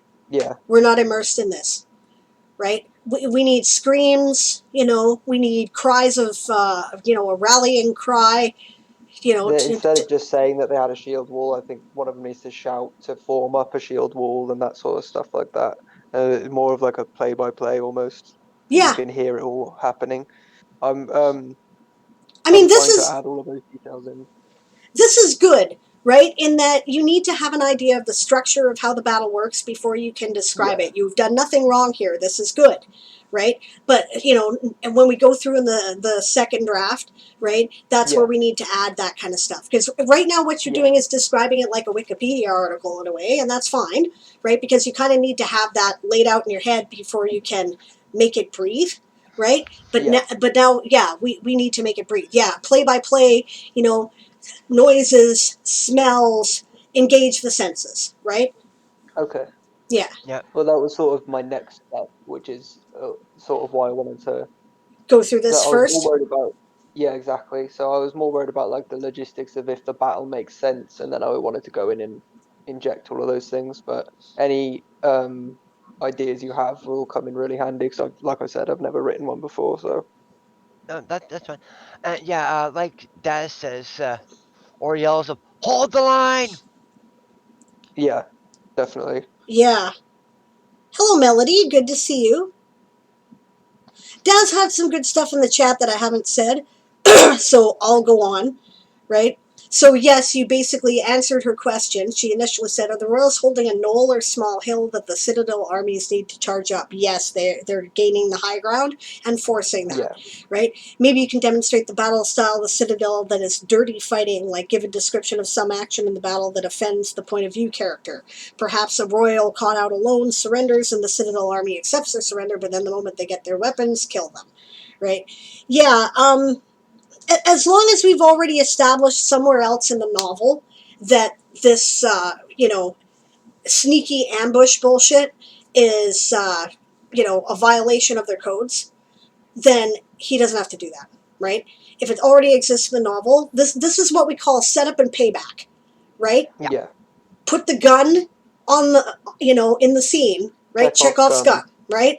And Yeah, then later, now we see the gun used, right?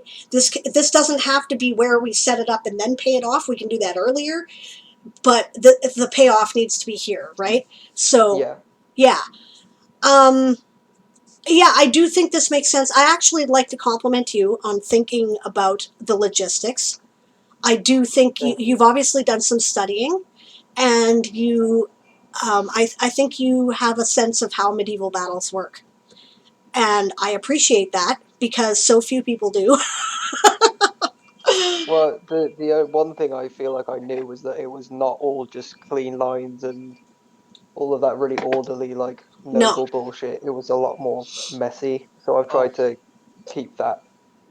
no, it's good, and it makes sense. These are good tactics, right? Well, I got that from Star Wars, to be honest. it makes sense. Mm, yeah. They used the height advantage to form a ragged shield wall and push the citadel men back. Now, instead of being surrounded and flanked on all sides, the royals had a strong line and the advantage of height. Yep. There were maybe 70 to 80 men left in the citadel forces. New paragraph, by the way. You should start there in a new paragraph. Okay. Including the archers, who had now moved closer to the royals and raised their bows once more. Again, in the rewrite, describe that. Yeah. Don't Because tell us it they need to happened. like jog over to them and like start firing again and all that sort of thing. Well, the thing Definitely. is, Exactly. you could also have archers Yeah. being yelled I out. think I definitely would because next is when the princess uses some magic bollocks to stop the arrows in midair, and it would be better if there was like all of the senses engaged rather than just saying that she did it. But like you said, this is sort of like the first draft is figuring out what's going to happen and then going back and injecting all of those things. Yes, and you have to know that before you can do anything else, because otherwise nothing will make sense, right? Yeah, This is definitely. this is kind of like the skeleton that's holding up the organism, right? And yeah, Yeah, you have to have that. You have to know what each side is trying to accomplish, how they maneuver it, how the other side tries to counter it, right? So and you're thinking about that very well. So that's great. Okay, the white feathers of another volley whipped through the air, but stuck motionless in the air a few yeah. feet before they landed. Yeah. I already know that needs Okay. changing. I Um, will not harp on it. yeah, because I was thinking about how that would work. Is uh, the white feathers of another volley whipped through the air, but froze. a few feet Yeah, before they that's landed. probably a better word, to be fair. Froze. Because it implies the motion was sort of like stuck, if you know what I mean. Mm-hmm. But froze motion is in the air. I was Scribe just gonna put, asks, sorry, sorry, carry on. What You did he don't ask? you don't sorry, need Sorry. motionless, yeah. Well, no, yeah, motionless is good. but froze a few feet before they landed. As in, they just stopped dead in there where they were. Yeah, but I like motionless. Okay. You know, I recognize this is a violation of my typical principle, right? My typical principle being brevity, pick one adjective kind of thing. But Yeah. I like this froze motionless because froze could also imply got cold, you know, True. That's right? true. And motionless gives us the immediate, the arrows are going, this, fucking rain of arrows, and then all of a sudden it goes before it I'd lands on either the. do that or like stopped dead in their tracks or something like that. It's a sort of cliche, Yes, because that would work. I like froze motionless better than a cliche, for sure. Yeah. Yeah. Okay. Okay, so Scribe asks, out of curiosity, would it be possible to have an article read later? Not sure what the schedule for today is. Well, the schedule for today is we're going to finish doing this fight scene if we get time.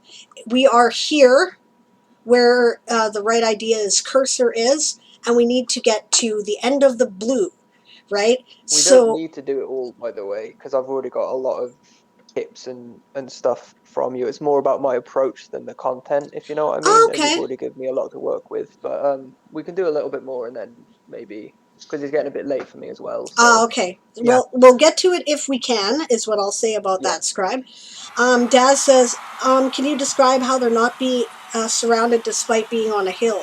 Is one side of the hill a cliff that they can set their backs to and form a line? Otherwise, I can see them form a shield circle, which serves Okay. the same purpose. Well, I'll either change it to a shield circle or it is like there's forest and then there's a little bit of no trees and then there's the cliff coming down into the ravine. So, and they're on that little narrow bit in between. But if that's not evident enough, I'll make sure to like say that they stretch from the trees to the edge of the cliff or something like that. If you have described the terrain previously, then fine, but I don't know if you have I or not. don't think I have properly He, yet because I was more focused on this part. But Right, yeah. okay, then I Well, have no idea what it looks like. I know that there's a ravine and a hill. I don't know how okay, the hill relates to the ravine. I know there's swamp. yeah. yeah, I'll make sure to basically just make that description a lot more Yeah. readable. If you like, if you don't want to interrupt the battle, have the point of view character consider the terrain as they're heading up to it, right? Yeah, Like you could that do could that. work. Okay, moving on. A figure stood up in the middle of the group, resplendent in shining armor. She, for it was I a she, we don't need that. Yep. Okay. Held her hand. Okay, unless is everyone else on the field a man? Not entirely, no, but it's like it is quite a misogynistic thing. Country, she's the princess, obviously, so it's like she's got Yep. the honor guard sort of thing going on, but I'd just get rid of that to be honest. See, the other way I would do it too is a figure in resplendent shining armor stood up in the middle of the group. I think Yeah, what he's that could got is work as fine. well. There's another option though. I think I like what I have, but A I could good always editor change that. does not try to change the writer's style. That is true. I was just saying this is what I could see, but Yeah, I'm not saying do it. yeah. No, I don't think. I think it's fine. Right. Okay. A figure stood up in the middle of the group, resplendent in shining armor. She held her hand up in defiance of the arrows. Um, she barked a short phrase and waved her hand. The arrows turned around and surged back towards the target faster than they had arrived. Um, okay, did What? she hold up her hand to stop the arrows in the first place? Uh, Probably yes. So it would just be her hand held up in defiance because it was already held up, if you know what I mean. So she would have had to hold it up to stop them, and then she'd probably push her hand forward to send them back or something like that. So that can be changed, I'm sure. And what do you mean by stood up in the middle of the group? To be honest, I don't know what I was trying to achieve with that turn of language. I just mean that she stood out, because she stood up like tall to try and stop The arrows shields coming or parted whatever. to reveal a figure in the middle of the group, resplendent in shining armor. That makes a lot more sense. Yeah. Okay, I like that.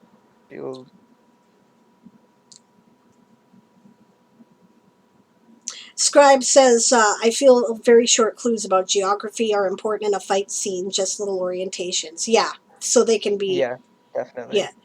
And Kit is here, putting us on in the background while cooking dinner. Hi, Kit. Good to see you. By the way, your book is here. It is signed. It is in a package, and it will be mailed out tomorrow. And thank you for supporting the Kickstarter.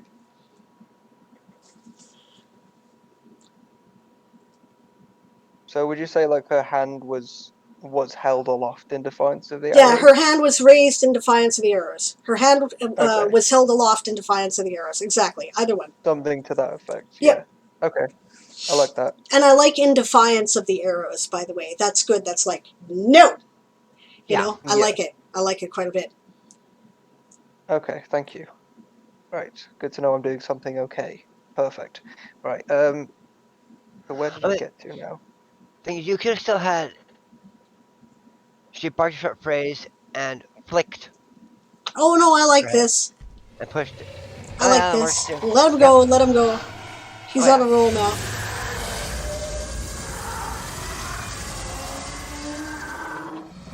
I think I fucked it up. Sorry, I think I messed that up there. You can swear on my show. Yep. It's allowed. Oh, okay. Well, I think I fucked it up a little bit there. I don't know how to best describe that because I wanted to maybe have it on sort of half bent and then she pushes it back towards them, if you know what I mean. And basically, I want the physical motion to mirror the sort of action of the spell. Right. She's holding up her hand and then she goes, She like pushes it forward. right? Like Yeah, that kind of thing. yeah. Because the magic of my world, it's like balance and consequence and physics and stuff like that. So if she's pushing forward, there needs to be a force pushing towards her, if you know what I mean, for it to make any sense. She barked I'm not a sure. short phrase and thrust her arms forward. I don't know. Yeah, that works. And The arrows turned around and surged back towards the targets faster than they had arrived. yeah,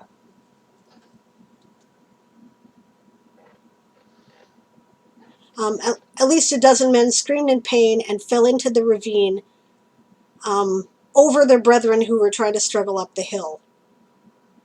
probably. Yeah, yeah, I think that's fine with that minor adjustment, right? And that must be the princess. I would do this. I would put the shield wall parted to reveal a figure in the middle of the group, resplendent in shining armor. The princess! Exclamation point. Her hand was raised in yeah. defiance of the arrows. Okay, Yeah, that makes a lot more sense Yeah. there. Just I like varying the lengths of sentences sometimes for effect as well. So a short sentence there works well. sure. Oh, Am I thanks, Kit. capitalizing princess? Do you reckon? I'm not sure if I decided if I am or not. Sorry, what was that about the princess? Should I capitalize the Yeah, word princess or not? Yes. sure. Yeah, it's a Yes. title, isn't it? So, okay. Yeah, Kit And then says her hand was raised. Yeah. totally unrelated. Kit says, speaking of the summer camp award process has taken a while, and I didn't want to bother you while you were moving. DM me when you want, and I'll give you your prize for my prompt. Well, thank you very much. I moved into Siobhan's place now for at least a couple of months, so I'm stable, and we can do that anytime. And thanks so much, Kit. That's awesome of you. Yeah, he sponsored the uh, rite of passage prompt kind of deal. So, Yeah. and I won. So that was cool. All right. So I don't mean to interrupt. However, it's getting a bit late for me, and Right. I feel like I've got got a lot of good advice from you as it is. So I'm really tempted to finish up if you don't mind, and then I Sure. think I'll do an edit of this with some of the advice you've given me, and then maybe at a later date down the line I can show it to you again and see if what's improved, maybe in the like second half of it or something. Sure, that makes That Yeah. perfect works for sense. you? And then that way your head's not filled with so much stuff either that you don't know what to do. Yeah, Yeah, exactly. makes But perfect sense. I appreciate the opportunity a lot. It's already helped me. I could tell that's going to help a lot in the future as well as Glad this to help. passage. So And thanks so that's much perfect. for, coming to do this because that's, really amazing of you and helpful to other people as well. So, I'm hoping it is helpful to others because watching Siobhan like improve her work was really helpful to me. That's just why I wanted to do it. So perfect. awesome. Yeah. All right, well, we're going to take a short break then while everybody changes off and hangs up and all that sort of thing. And it'll be just a quick break because I desperately need a drink because it's hot in this room. And Yes. maybe Siobhan will come back downstairs. I don't know if she's going to or not. I will. And awesome. And Okay, then, and thanks, Billy, and get some sleep. And we'll see you next I time. will. All right. Thank you very much. I'll see you again soon. All See you, right. Billy. Bye. And everyone else will be back in a minute.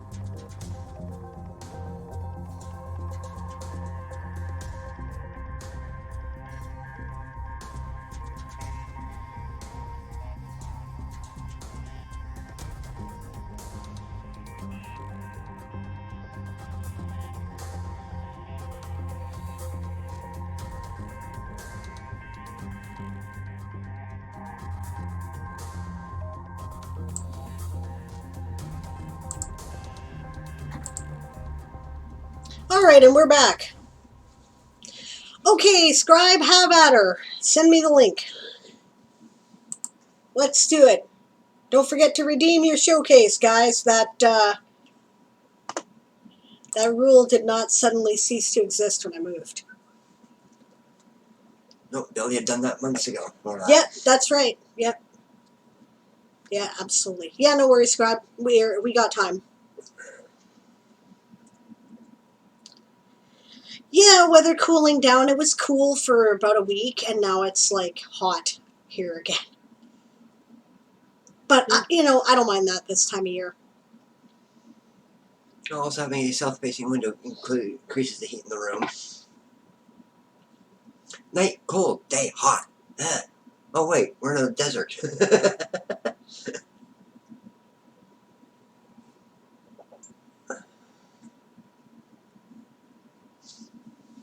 For your entertainment, today's flash fiction. Cool.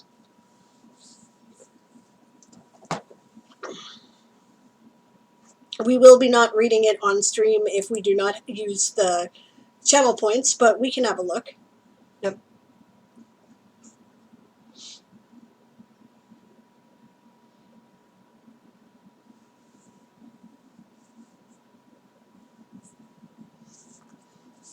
Neat. Are you doing this every day? Is this the plan, Bitzer? That's cool. All right, mature themes, but not graphics. Do I have all the showcase things shut off or something?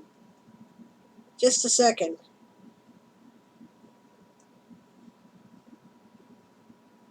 It's 1500. I apparently do.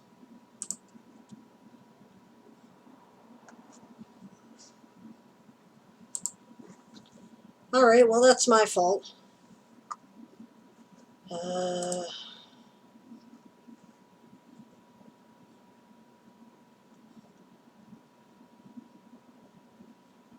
Yep. Yeah, showcase some houses off and.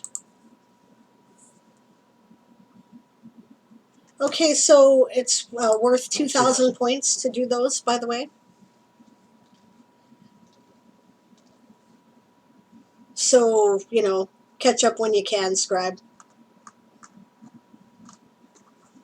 All right. Back we go. Oh, okay. In that case, I will refund your other points. Thanks. I thought I clicked on the link. I'm not doing well here. Okay. Ah, cool breeze. I know.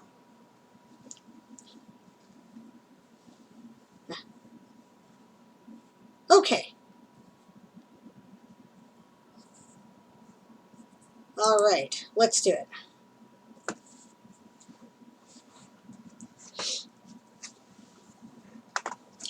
All right.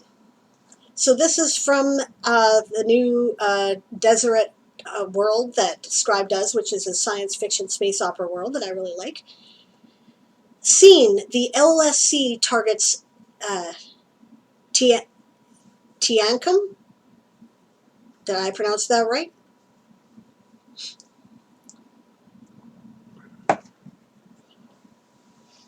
And thanks for being so generous, Gwen. It's really appreciated. Okay, hey boss, why don't you come and take a look at this? Poland Ilescas, lead human intelligence collector for Department 8, looked up from her console at her assistant, Francis Diote. They're both old hands from Seoul. She from the Central American Ministry of Public Safety, and Francis from the Martian Gendarmerie. The dark room in which they worked was cold, in the traditional manner of working spaces with large amounts of electronics from time immemorial. Uh-huh.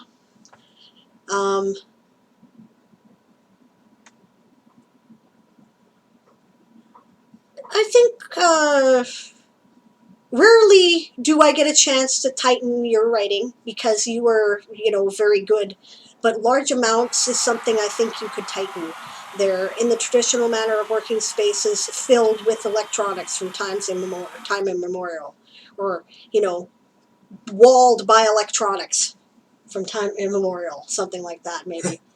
Yeah. Or you could just in the traditional working spaces of electronics.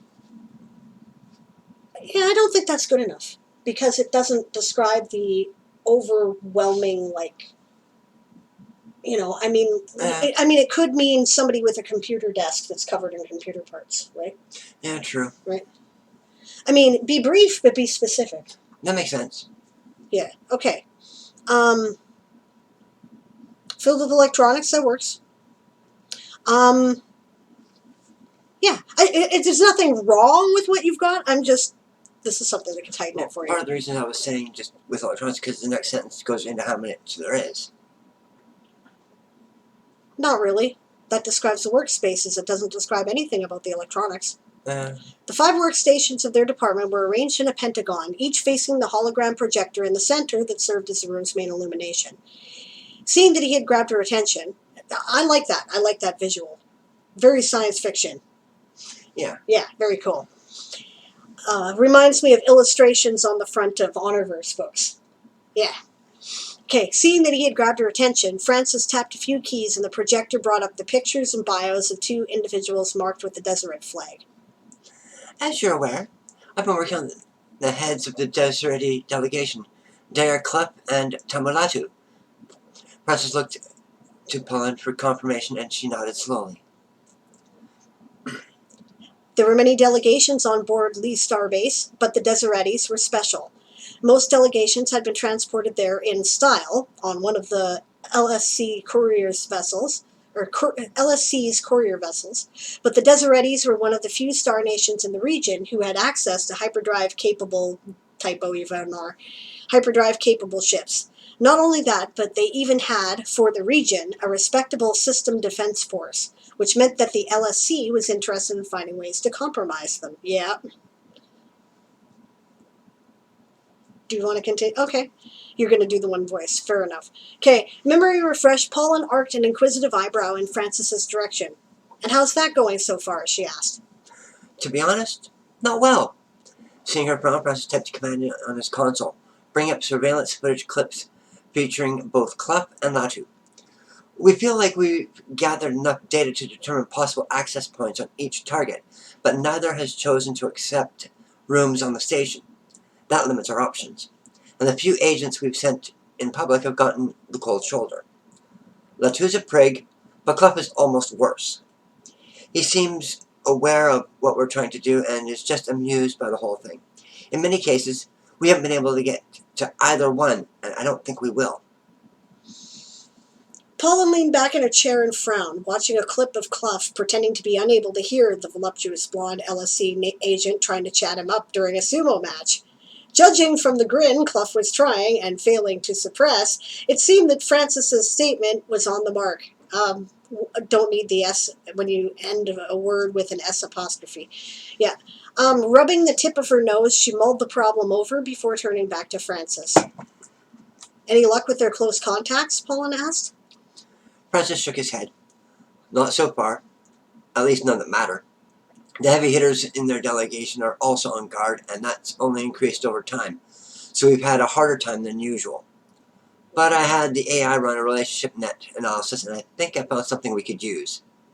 He typed another command, causing the footage and bio info to fade, leaving just the images of Klepp and Latu.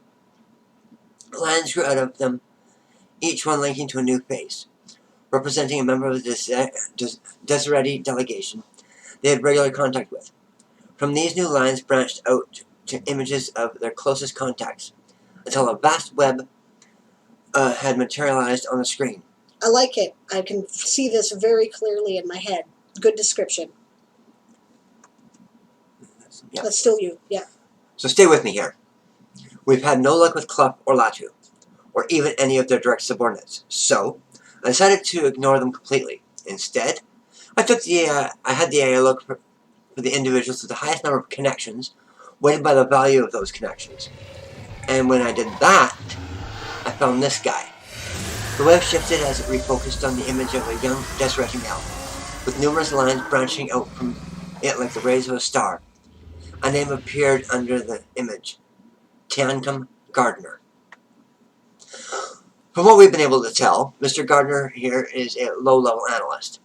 He's listed on their ship manifest, and he identified as an analyst when he went through customs.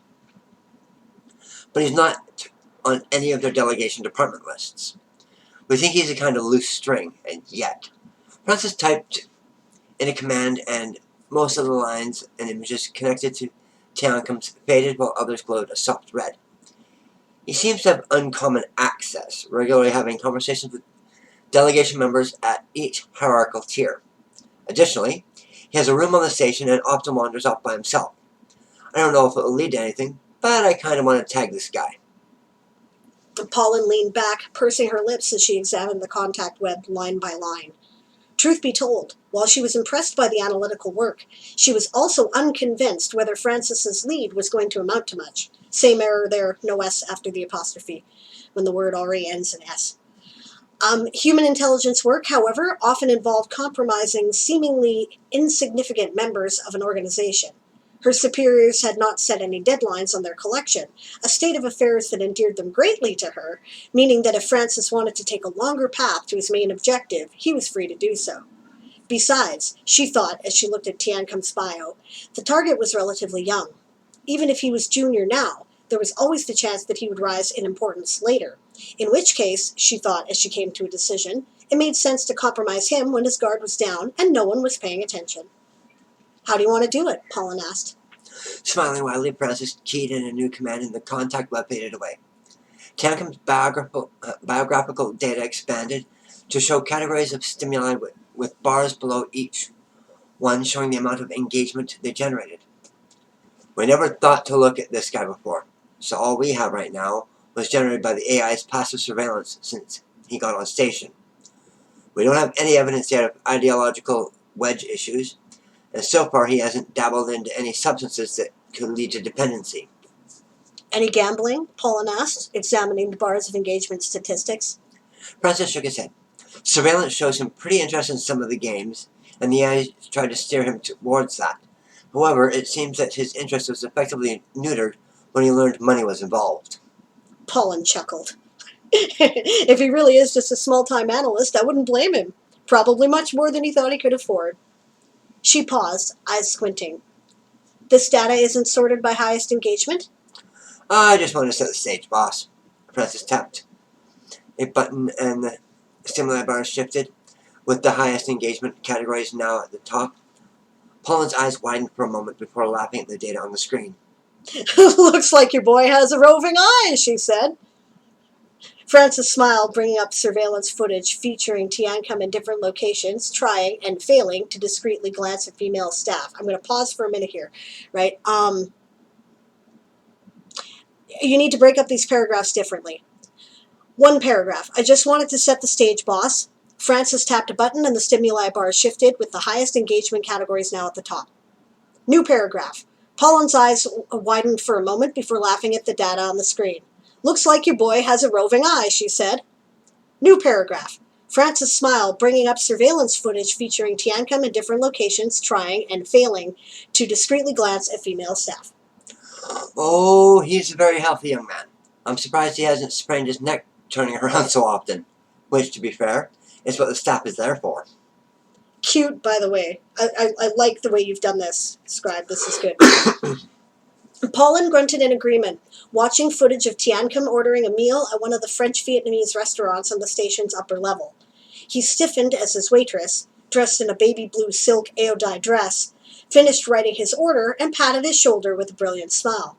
He followed her with his eyes as she walked back to the kitchen, taking a long gulp of his ice water as she disappeared from sight. Most of the Lee Starbase's staff doubled as prostitutes, recruited from across the Sol system as it tore itself apart in war after Yellowstone. Of course, they hadn't known they were going to be prostitutes, expecting instead to be the many technical specialists needed to establish a new colony. Instead, upon arrival over Gould, they had found the colony already well-staffed and themselves handed over to a cadre of grim managers from human resources for retraining. Those who had survived were exceptionally cultured, breathtakingly sensual, and completely subservient. Perfect tools. Interrupt for a moment. You need to break this paragraph up too. No,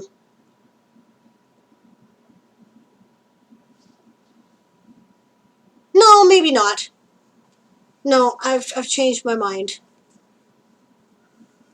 I might have considered breaking it up at most of the Lee Starbase's staff doubled as prostitutes, but if you break it there, it actually reduces the immediacy of the information. I mean, you can't help but put an info dump here. It's required, and if you were to break it up there, it would draw attention to it. So that's fine. Never mind.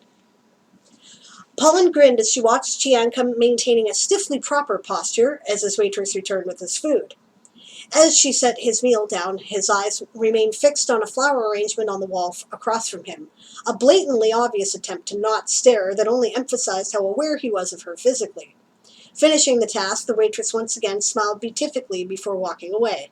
The young man continued his 1,000-yard stare for another 10 seconds, breathing slowly and deeply before beginning to eat his meal. I like it. Anyway, boss, I think we got a way in here. I was thinking of reaching out to Dorothy at HR and seeing if I could get Riley assigned to work with him. Work him. Oh, work him. Yeah. Yeah.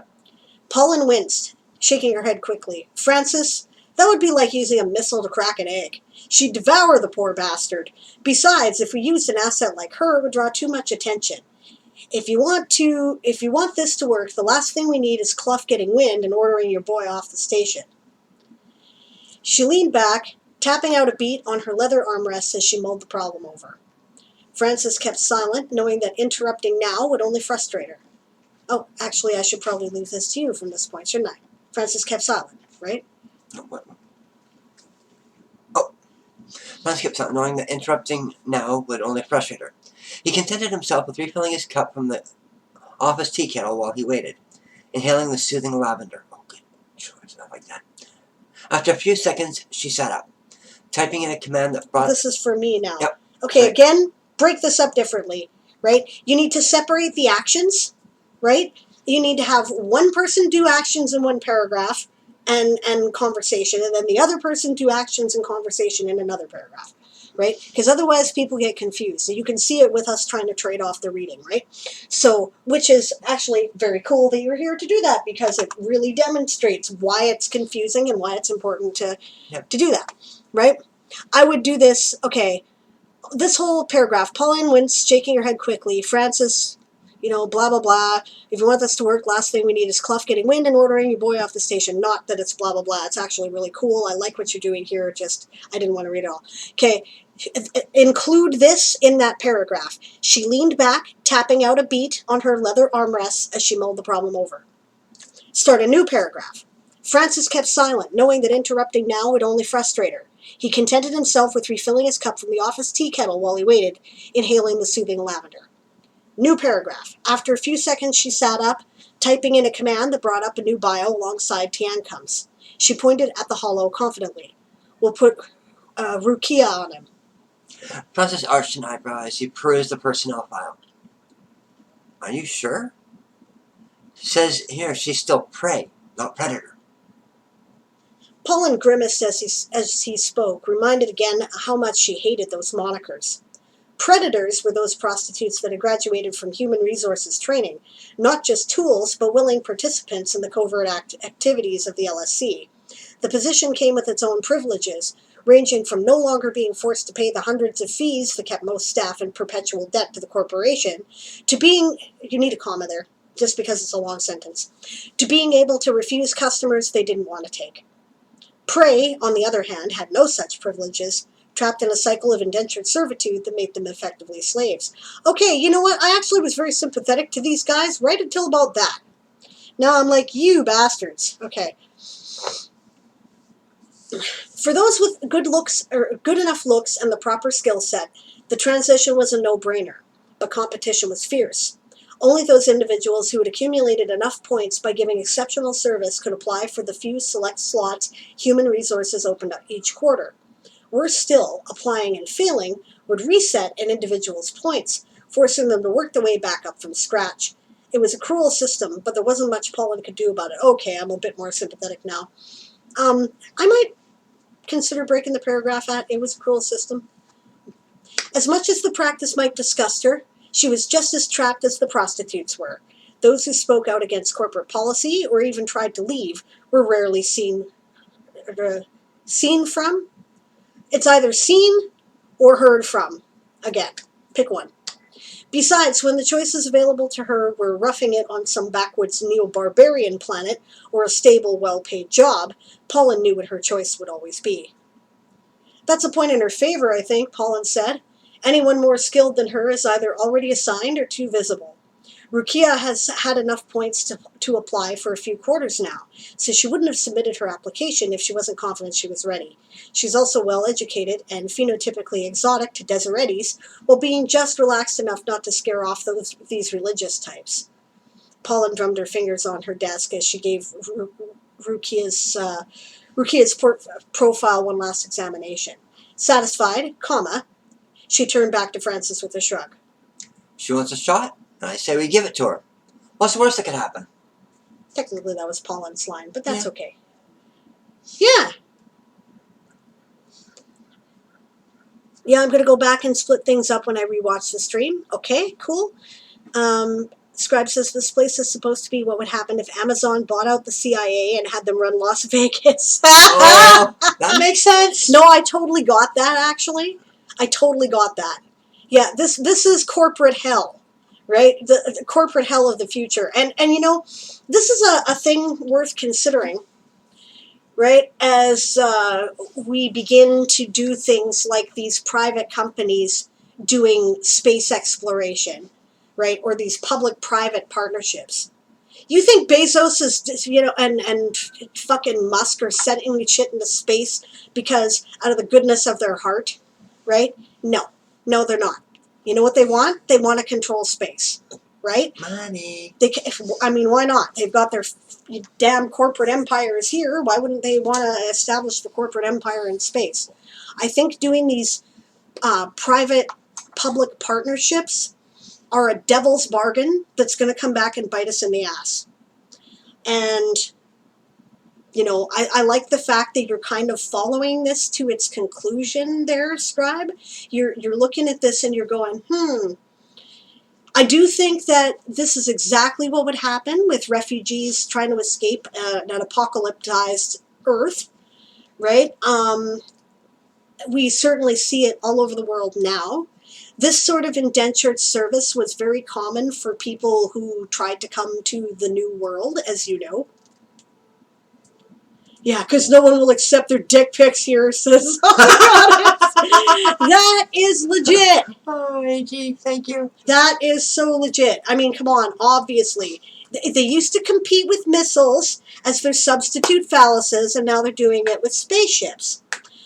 Right? So, yeah, I know that, you know, chaos systems start with early decisions that have long-reaching consequences, right? This long-reaching consequences of allowing private interests to get their meat hooks into space is going to be bad in the future, right? It's going to have consequences, and one of those consequences is probably going to be corporate-owned settlements like this. We know it. There were, you know, company mining towns that operated exactly this way, right?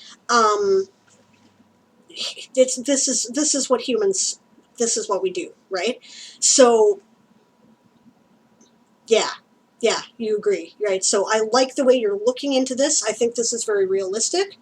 I think that this reads a lot like one of David Weber's politics sections, right? Now, some people really don't like those, but I do.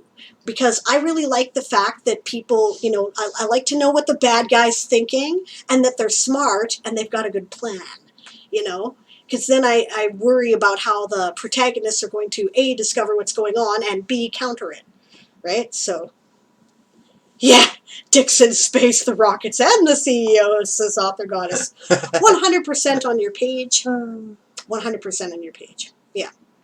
Oh, yeah. Scribe says, in my mind, the colonization of the rest of the solar system is going to be the beginning of one of the worst human rights abuse eras we've ever seen. Yep. Yeah, I'm sure you're right. I mean, we're definitely starting off on the wrong foot. We were doing well with the space treaty, right? But, you know, yeah. Oh, you mean the ISS? No, well, the ISS is a good start, too. But Yeah. we were doing well with the space treaty, being that nobody is allowed to claim space. Yeah. Right? Nobody, you know, the United States can't go to Mars, plant a flag on it with a human being and said this belongs to us.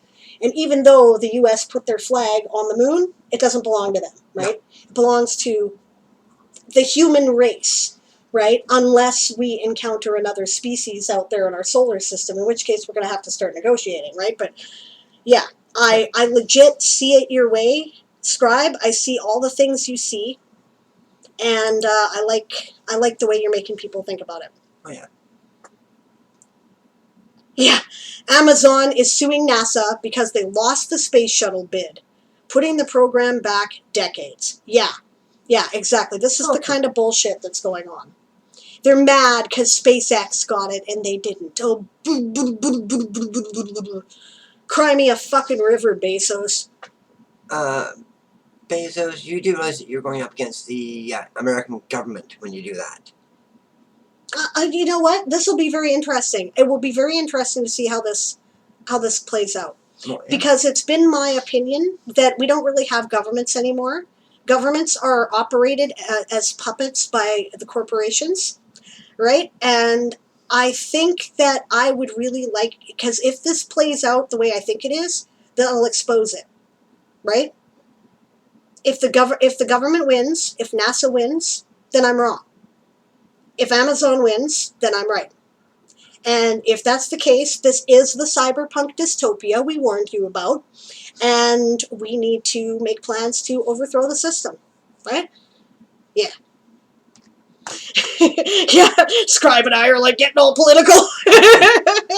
Trust me, I'm right there with you. I mean, look at the Hudson's Bay Company. It's exactly like the Hudson's Bay Company. And I mean, it's still in my dystopia world. Consensual puppets. Agreed. Yes, politicians are bought and sold like trading cards. Yep, time to read Das Kapital again, says Gwen. Yep. George Orwell's 1984. You know what? Have you guys noticed all the newspeak? You know, newspeak as they described it in 1984. Yes is no, right is left, up is down. You know, betrayal is loyalty. Obedience is freedom. Yeah. Yeah. Yeah, it is a good story. I agree completely with Kit. Yeah. This is good. And yeah, you said Weber's definitely an inspiration. Yeah, I can see the fingerprint, and I like it. Or the DNA, I'll say. Right? I love this world and this universe that you've created. I can't wait to read, like, the whole book. Oh, yeah. You know what I mean? I would buy the shit out of this. That's true. Marx did predict the rise of corporate capitalism. Yeah, he did so. He did not anticipate that it would be delayed. The ultimate conglomeration of capital would be delayed by our technology as much as it has been. But we're still in end stage capitalism here. Hi, Moon. Hi, Moon. All right, time to ready up. Scribe says, I'm more of a Henry George guy. Deseret is based on a lot of his teachings. Cool. Yeah, cool. And the monarchist movement takes a lot from him. That makes sense. No, Kit, I'm sorry. It is 3 o'clock now, and that is my quitting time. And I have been told that I am driving Jamie to work today and going shopping before I game, if we're gaming tonight. So that means that I kind of have to get off quickly and can't go over. So, but I will be back on Wednesday, right? We are back to the regular streaming schedule now. Are you available Wednesday, or do you want to meet me next Sunday there, Kit? Because I'd love to check out your work. Yeah. Gwen says, and that it would supersede bourgeois democracy. Yep. Totally did. That's what he predicted. Yep. Author Goddess says, the solution to cyberpunk dystopia is technopunk Antifa heathens. I can't agree more. It sort of is, actually. Oh, wait, that's us. Shh! Bezos owns this platform, you know. Oh, shoot. Yeah, never mind. Okay, Wednesday should work? You'll pop in then, Kit? That's awesome. Okay. Thank you all so much for joining us today. It was a real pleasure to see you all again. I have missed you quite a lot, and I've really enjoyed reading work today and working with other writers. It's always a great joy, right? And thanks, Siobhan, for being Not a on the problem. show. Not a problem. You know, it's just really, we get to actually hang out in person because I live here now, so it's fun. Oh, it's nice to be missed, guys. Thank you so much. Since I haven't said this in a while, going back over the various stuff that has happened, we've had a few hotspot follows that have been kicked in the ass. Thank you, Guts Woda, for the follow, and Boo and Bears for the follow. Boo and Bears, you should check them out. I just checked them out recently. They do writing and video editing on their stream. They're in Malaysia, so nationality and solidarity with Chris. Yeah, I mean, I was on their channel and then they banned me. They banned you? Why? I don't know. Must have been an accident. I went to pop into their channel and 10 minutes you're banned. I was like, what? Must have been an accident. Must So have I been the wrong unfollowed thing. them. No, that's too bad. Okay, I didn't know that. Dazzle Cat will start carrying out her plan this game session. Okay, assuming the game happens. So far, it looks good. That looks like it might be a bot. Unequaled, PHJL. unequaled fill? That's what I read it as. I realize it's a J, but I'll look at it. The reason being is I've seen a bunch of things that have a word and then 4 letters at the end. Random letters. Ah, okay, I'll And check they're it bots. out. I'll check it out. All right. But if they're not a bot, thank you, Unequaled Fill, for the follow. Eli rated yesterday and hosted. Esong resubscribed. 14 months. That was yesterday, so thank you for that. Thank you, Bitzer, for the raid today and the host. And thanks, everyone, for coming. This was a lot of fun. And right now, the plan is game tonight, despite the fact that the end screen is not going to say that because I forgot to set the time. But that is the plan. Who's up right now, gang? Who can we raid? That's a good question. Where did I put my phone? Yeah, good question. I got nobody on the ASC schedule. I don't need the stream or the stream monitor anymore, so I can go back to my regular Twitch and see who's up.